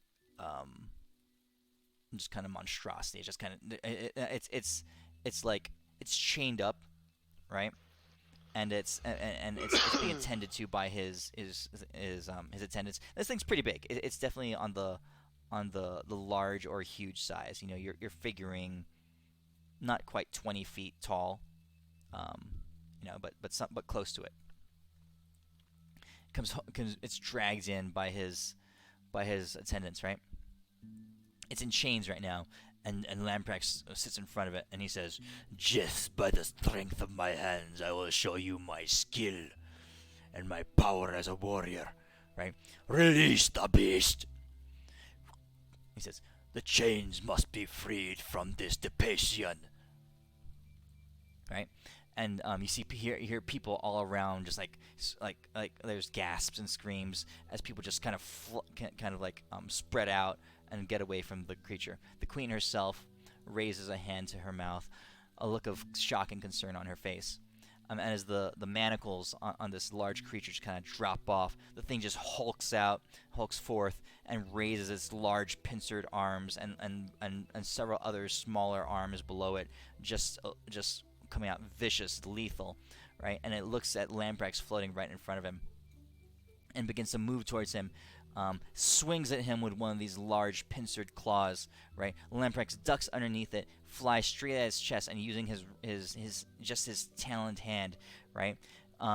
He plunges his open hand, claws extending forward, straight into the torso of this creature, right? And his hand sinks in, arm like shoulder deep, and you can see the large clawed creature begin to shudder and vibrate. Okay, so I'm going to roll now a check with disadvantage. Did this guy look like a demon, or is it just like another like regular creature? Is it a beast? I'm looking at its form. I'm very curious. Like when it came out, I probably would have asked like the person next to me, or Yeah. what the fuck? You can sense, Renly. You can sense. It's not a demon, no. Renly, it's sort of a beast. If it's a really intelligent beast or a really dumb humanoid kind of creature. Oh, okay. It's kind of like on the border. So your Curse of Ineptitude. So he's got his arm shoved into the torso, right between the armor plates of this creature, right? And let's see here, Deimos. You hear a voice next to you say, "There it is, all around you. Everyone everywhere. Be in awe. Look in wonder at my brother, Deplord Lamprax, as he yet again tears the heart from a Depasian." "Yay," she says. But all of a sudden, you see the Lamprax's his look of confidence and ferocity just kind of freeze on his face. I'm gonna And sprint up. His and eyes kind of pop out wide, and he says, I'm grabbing his hand. his hand's stuck in there. And he says, I'm grabbing his arm then. he says, help, help, help. Hold on. Deimos, I got this. I'm gonna go up behind it, and I'm gonna bring down my retributive strike right on top of the shell, and I'm going to try to one-shot this thing. Owen, we don't know. This thing's preyed on by these lamprey guys. They could just be dumb guys that these lamprey guys kill for no reason. And you do hear Renly going, no, I might want to talk to it, no! Okay, so while I rush up to it with my staff, I hear Renly, and I say, well, Your Majesty, it seems that whatever he tried to do completely failed. Let me show you the way that you deal with one of these creatures. Renly, can you ask it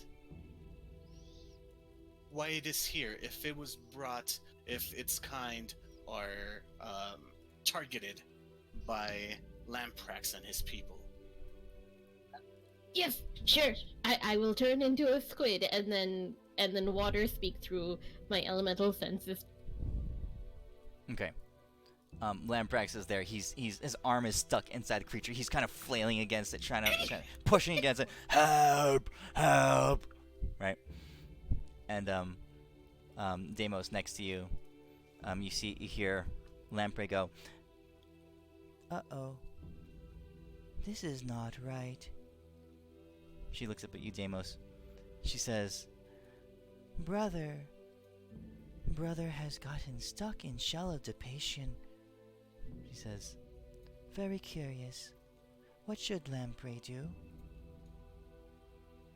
What do you want to do? She says, I don't know. What would you like me to do? I want you to do whatever you want to do. And then I'm gonna go swim over and I will go grab the guy, Mr. Lamprey Man, and like I'm gonna kind of pin him down so he stops hurting himself as everyone else keeps talking. Okay.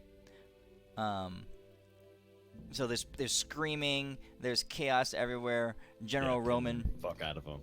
General Roman, he kind of you see a bunch of soldiers starting to come up. General Roman holds his arms out, right, and he says, "No one approach the creature." He says, "We all know they're the danger. The Depth Lord went in of his own free will." So he holds back his soldiers. Deimos, you rush up there and you grab onto him and you start pulling. Oh no, I pinned Mr. Lamprey down as Renly's talking to him. Oh, okay. Give him a sign in a show of complete dominance. But like I'm really nice about it. I'm like, don't hurt yourself, little guy. And like, but I'm like really dominating the shit out of him. Lamprey there is right behind you, right? And she says, she's there swimming along with you, right? And she says, "Oh, I see what you want." She says, "Master, I see what you want. You wish to submit my brother."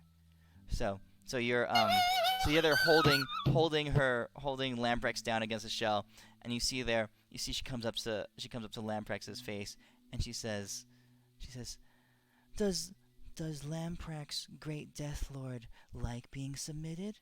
Like little female fishy? Little female fishy? That's what she says. Deimos does not make friends in the water. She says, "You move like a little female fishy." That's what she says. Okay. Renly, you reach out to the mind of this creature, right? And what do you say?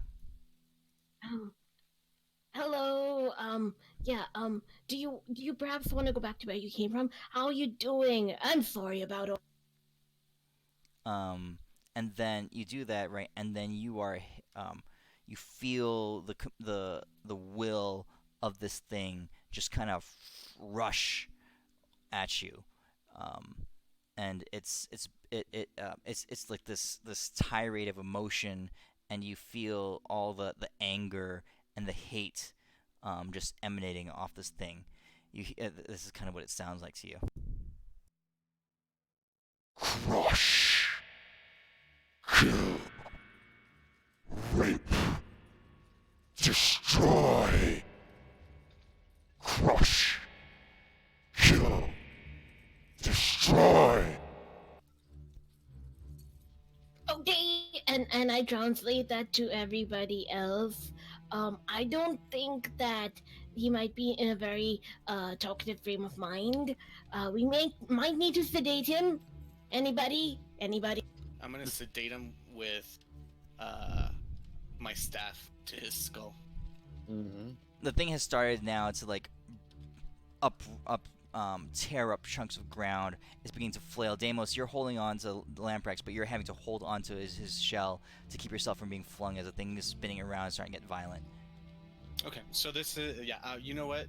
I'm gonna get to a point where I'm gonna release my Tesla fraction, but I don't want to catch anything except for that thing within it. Okay, so you're gonna like cut it in half or something? Yeah. Okay. I will pull out.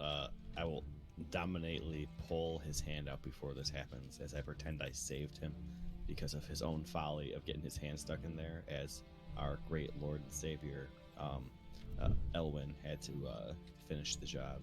Okay. As you rip his arm out,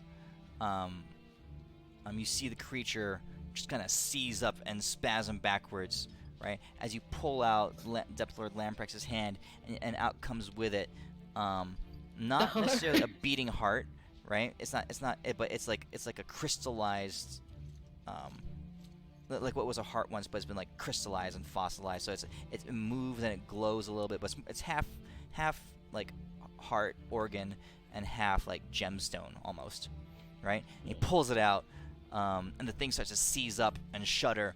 And at that same moment, Elwyn, you kind of channel your Tesla fraction. Yeah, I want to cut it in half. Yeah, and the lightning just blazes out and just splits this thing in half, and it falls into two. Right. I did sedate. Oh well. So Lamprex just he kind of like, get off there, and he just kind of like pushes you off. Pick him up and put him back down on his feet, and I swim away. I'm like, next time be more careful. Right. And Lamprey goes swimming after you. She's got a giggle. She goes, she goes, brothers like little fishy. Little girl fishy. Lamprex, everyone is looking shocked and stunned, and he kind of like straightens himself up, and he swaggers up to Queen Delvinia, and he holds the heart of the Depatian in front of her, and he says, Behold, proof of my skill. Oh, It seemed like you joked. Hey, let him have this one, guys. Deimos only had to help him a little bit, and Ewan may have had to help him a lot. But you thank him for his... He might not be great, but he tries. So it seems that your great strength is not so great. You needed the help of my best friend Deimos in order to rip off the heart, and of course I had to cut the thing in half so it didn't kill everybody in this room. But other than that, well done. Queen Delvinia says, she says, this feats of great dexterity all. She says, for one, we heard a bit of music, delightful and earnest, but she says, she shakes her head and she smiles. She says, quite, hold on a second. She says, quite out of fashion. And she points at Lamprex. She says, and they're a bit of boasting, and bringing in this large, filthy creature into my palace. She says, and yet he created a mess everywhere. I think not, Depth Lord. And she looks at you, Elwyn, and she says, and you made my general thrash everywhere, and the king of another land fall upon his face with just the whim of your fingers. Yeah, I choked the bitch. Just let it be known, let it be heard to one and all. I appoint the second mark to the foreigner from above. She points at you, Owen. That's 2 for you. And everyone in the grounds and all around starts cheering and clapping and smiling. She says, how much fun is this? She kind of like clasps her hands together. She says, music, dance. She says, more of this wonderful tequila that they've brought for us. She says, I will be naming the 3rd challenge soon. She kind of like flutters off, and there's more, and the people kind of like the revelry resumes. The general directs some of his soldiers, and they start clearing away the body of the Depation. Oh, Okay. after clearing the body of the patient, I will like pepper them with questions of, so where is this from? Why is it so frustrated? Have you all ever had negotiations with it? And I'll just like try to find out more about this massive creature that's quite like overwhelming. Yeah. So the guards, you get bits of information from them. They say these creatures, while they come from a part of the ocean, a different part of the ocean. They're notorious for their aggressiveness and their desire to destroy, but they stay to themselves. They're dangerous, deadly, mindless fucking beasts. But as marks of bravery, our kind tend to go out and hunt them once in a while. It usually takes a full squad of us to bring one of them down. They're dangerous. Fortunately, they're not smart enough to organize any kind of coordinated assault. Kind of mindless creatures, because there are literally fucking thousands and thousands of them where they come from. It seemed rather intelligent to me, but also very pissed off. So if you wanted to know more about the, oh well, never mind. I'll ask Gelly, and then I'll go in search of Gelly. Okay. Guys, I'm sorry, I'm gonna have to take off. You gotta go. All right. Yeah. All right. So Ellen, Dude, I don't want to. we can pick it up next week. I'll Yeah. I'll close off with some other side conversations. We'll hold the next test until next week. All right, Hell next yeah. week I'll be good. I don't go until 10 a.m. on Tuesday. Woohoo! Sick. All right, see you Cool. guys. Later, See ya. man. All right. So, Renly. Mhm. You see Gelly there. You see her nibbling on. She has like a quarter of a chimichanga. She didn't ever get a full one. She just had it quartered and is holding onto one with both hands in front of her face, just taking the smallest of nibbles at a time. Gelly, how are you enjoying the party? Did you try the changa? Just, hello, Renly. Yes, changas, wonderful. Gelly likes very much. Bring pleasure. Different kind pleasure than Gelly does. But Gelly so rarely has pleasure. Gelly enjoys changa for pleasure. She starts nibbling a little bit more. What about the tequila? Hmm? Did you try the tequila? She's, oh no. Gelly not old enough. Oh, but old enough to give pleasure to Elwin? Yes, Gelly Oh, loves good. giving pleasure. But not old Good. enough for tequila. Oh, that is good. That is good. Okay. And by the way, you see that those pieces of that corpse they're dragging out. Yes, So it's a how much patient. Dangerous. Yes. Really? Have you seen them a lot? Like, do you all tend to like have you pissed them off somewhere? She says, no, Gelly not seen them, but Gelly surveys different part of ocean. Gelly has never been assigned to trenches. Okay, well, in that case, it doesn't sound like we'll have to deal with them. Oh, okay. But they did seem quite intelligent, I mean, in talking to them, but everyone else seemed to say they were pretty mindless. She says, just know them as being very dangerous, very powerful, but far away. Okay, maybe sometime I could, like, observe them from a distance.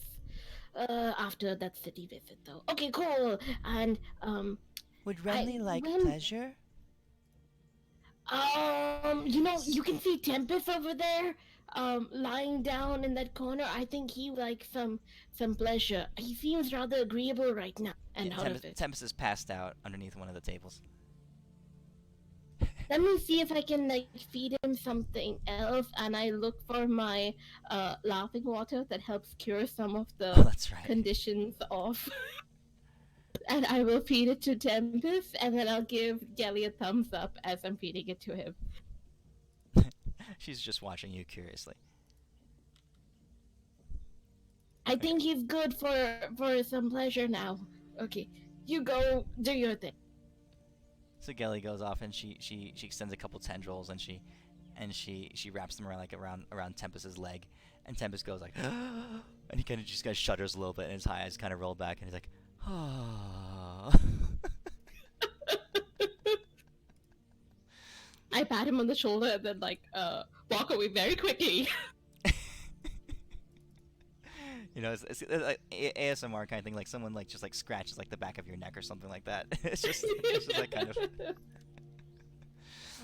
Okay. Anything else you guys want to do at the party here? I mean, other than trying to find just a little bit more about these crab people, because I mean, if they're semi-intelligent, we've had things in the past where there was hordes of semi-intelligent things, kind of like the Slod, but then they had super intelligent things. So, you bring up the conversation, and you find yourself talking to General Roman, right? Mm-hmm. He says, "You wish to know more about the Depatians?" Mm-hmm. He says, "Hideous, warrior-like creatures, violent, very powerful. They live, their homeland, their natural terrain is the deep trenches far to the southwest of us, in the oceans. Oh. Our people have never come to direct conflict with them, and truth be told, we kind of avoid it. There is legend of many thousands of years past, when their kind of was out of control, and there were many deaths below the seas. But that was before the god Verkul was in power and ruled the waves. The entire time that he's been lord of this realm, the Depatians have been docile. They've minded themselves. He held them at bay, some suggest. I think they just lack the intelligence to do anything of note."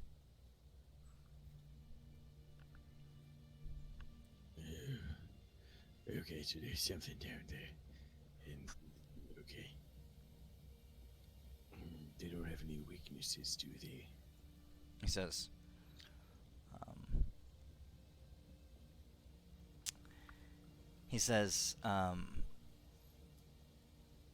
their armored hides are remarkably and famously protective. The fact that Lamprax was able to penetrate one's chest plate with just his hand is extremely impressive.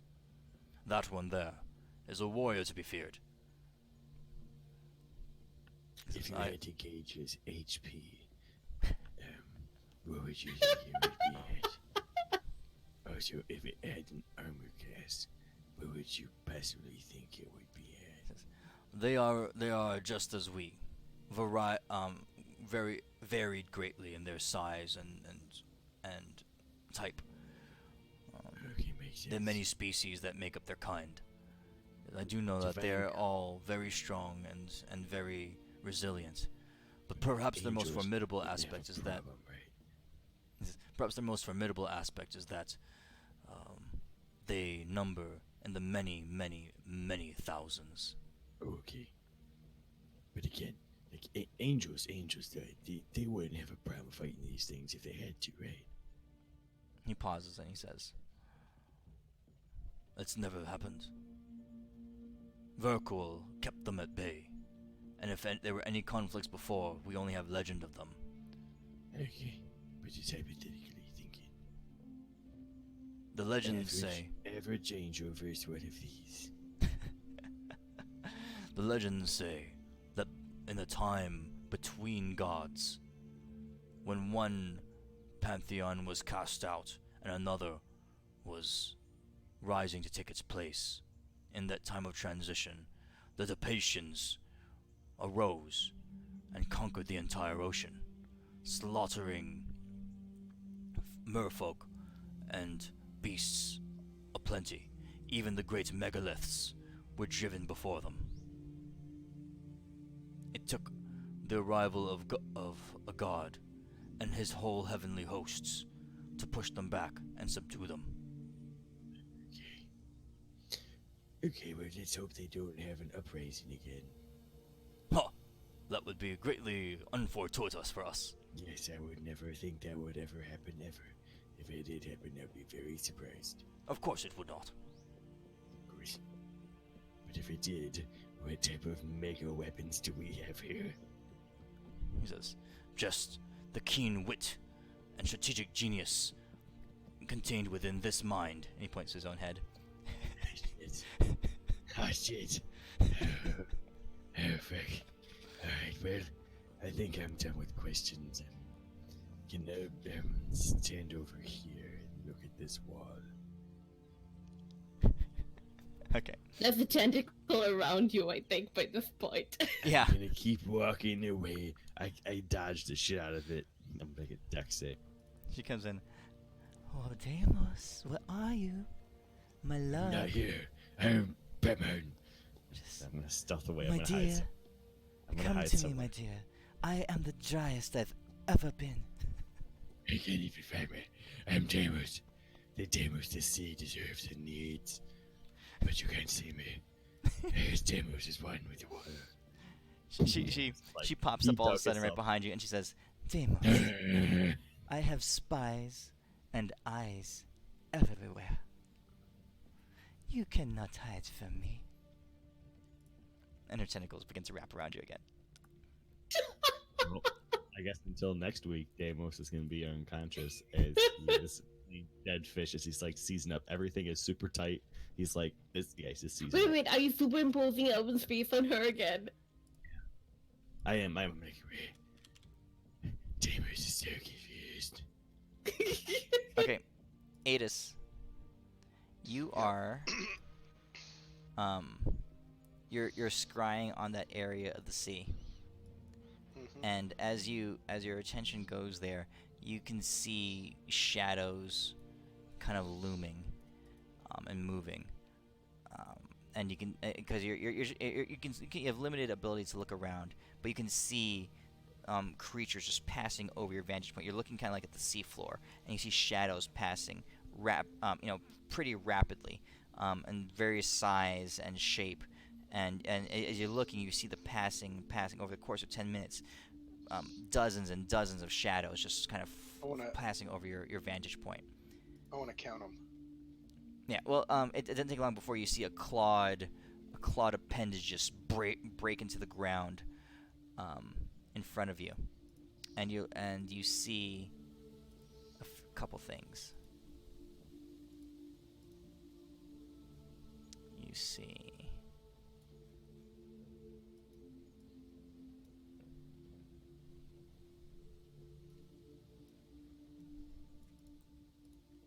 You see creatures like this, just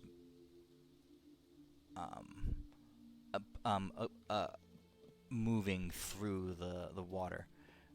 They're crunching along the floor, just traversing their crab-like appendages, just moving them along at a steady pace.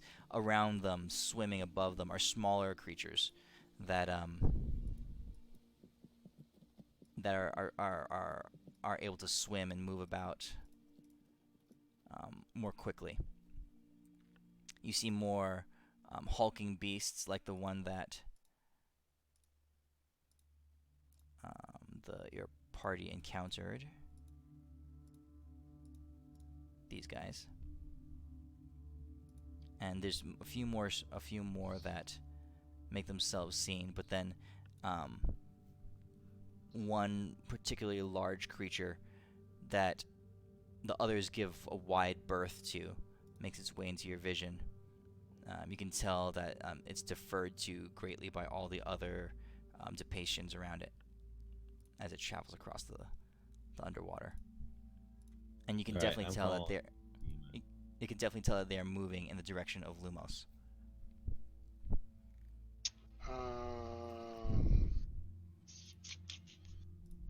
So this city that we're in, Mm-hmm. if I were to turn into big, tall, 300-foot tall dude, Mm-hmm. how much would I stand out? Above the city? No, like if I just walked out of this building and turned into him, being 300 foot tall, how much would I stand out? Like Quite a bit. Okay. All right. So Oh, I mean, your version wasn't 300 foot tall, was it? It was. Oh yeah, because the real one was miles tall. yeah. Yeah, you'd stand out quite a bit. You'd be taller than as tall as like as one of the tallest spires in the city. Okay.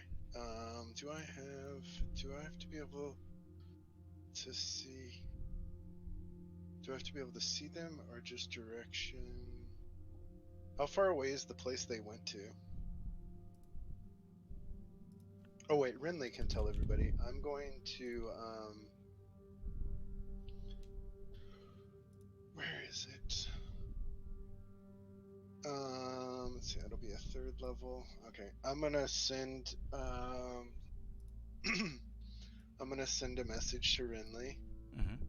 Basically a call to arms message. And I will walk out of this building and I will turn into huge Jamungo dude. Baruch. Yeah, Baruch.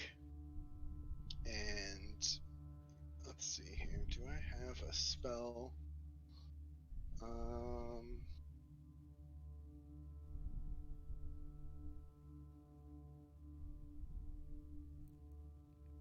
So you step out of the building and your form just towers out. You can hear the screams and gasps as creatures go swimming everywhere, just trying to evade your massive size. You're causing quite the scene. That's kind of the point. Can I combine? I want to try to pull off something crazy here. Let's see here. I'm looking for the spells. What are you trying to do? I basically want to send the same message that I did to Renly, but I want to ripple it through the water. Okay.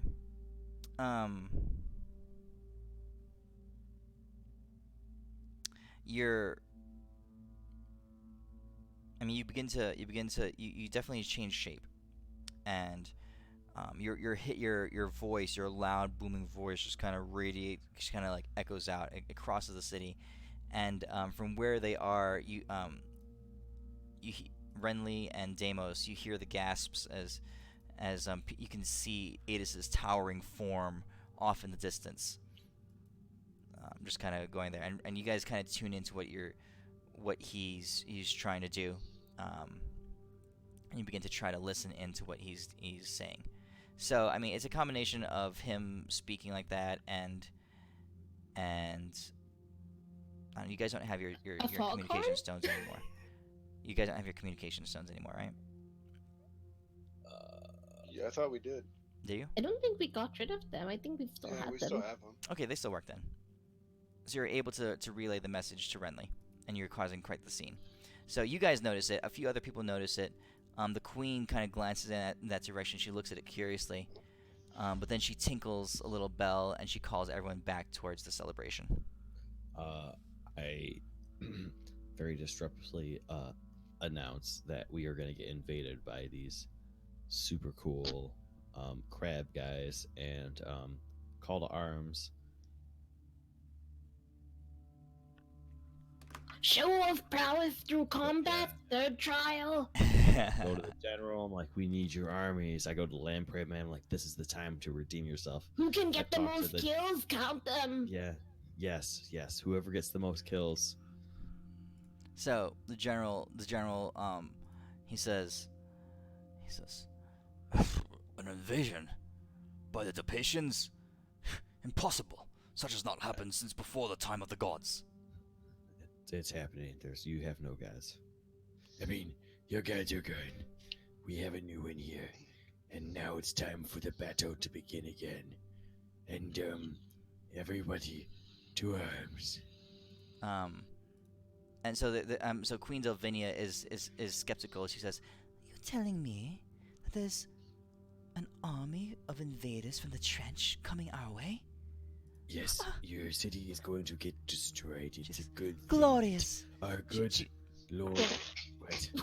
So you can see all around you, you see General Roman calling his soldiers to action, and whole battalions, messengers are sending off, and you can hear the organization, like the local battalion, starts to rise up and get into formation. Lamprex but swims up, and his whole contingent arriving with him, and he shouts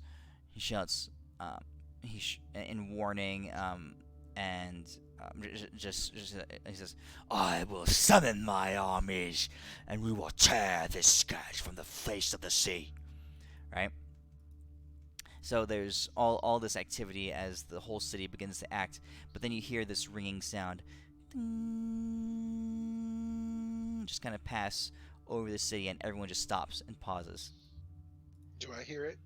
Yes, Can I see where it came from? it comes from Delvinia. No, but like, is it a bell? It's from her crystal in her hand. A crystal in her hand? It's Yep. the Could I Tidestone, possibly yeah. see it from where I'm at? Oh, it's the Tidestone? Yeah.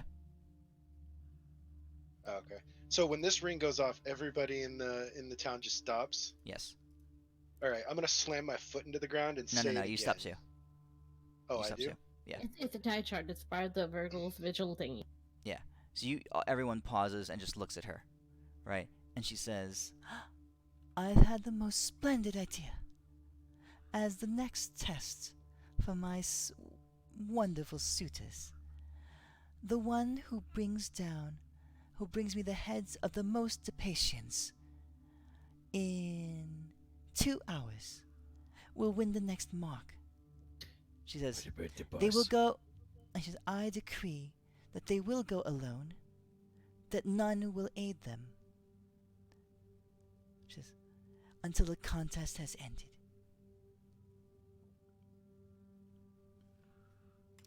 Okay. So Good luck, Alvin. You have 2 hours. We'll be coming for you. Nah, bro. So We're the his Dick General is starting to really seem less like a Dick General now. He really is, yes. But we're all gonna The- play as Elwin's familiars, and we got this, guys. Can So we that- watch from the distance?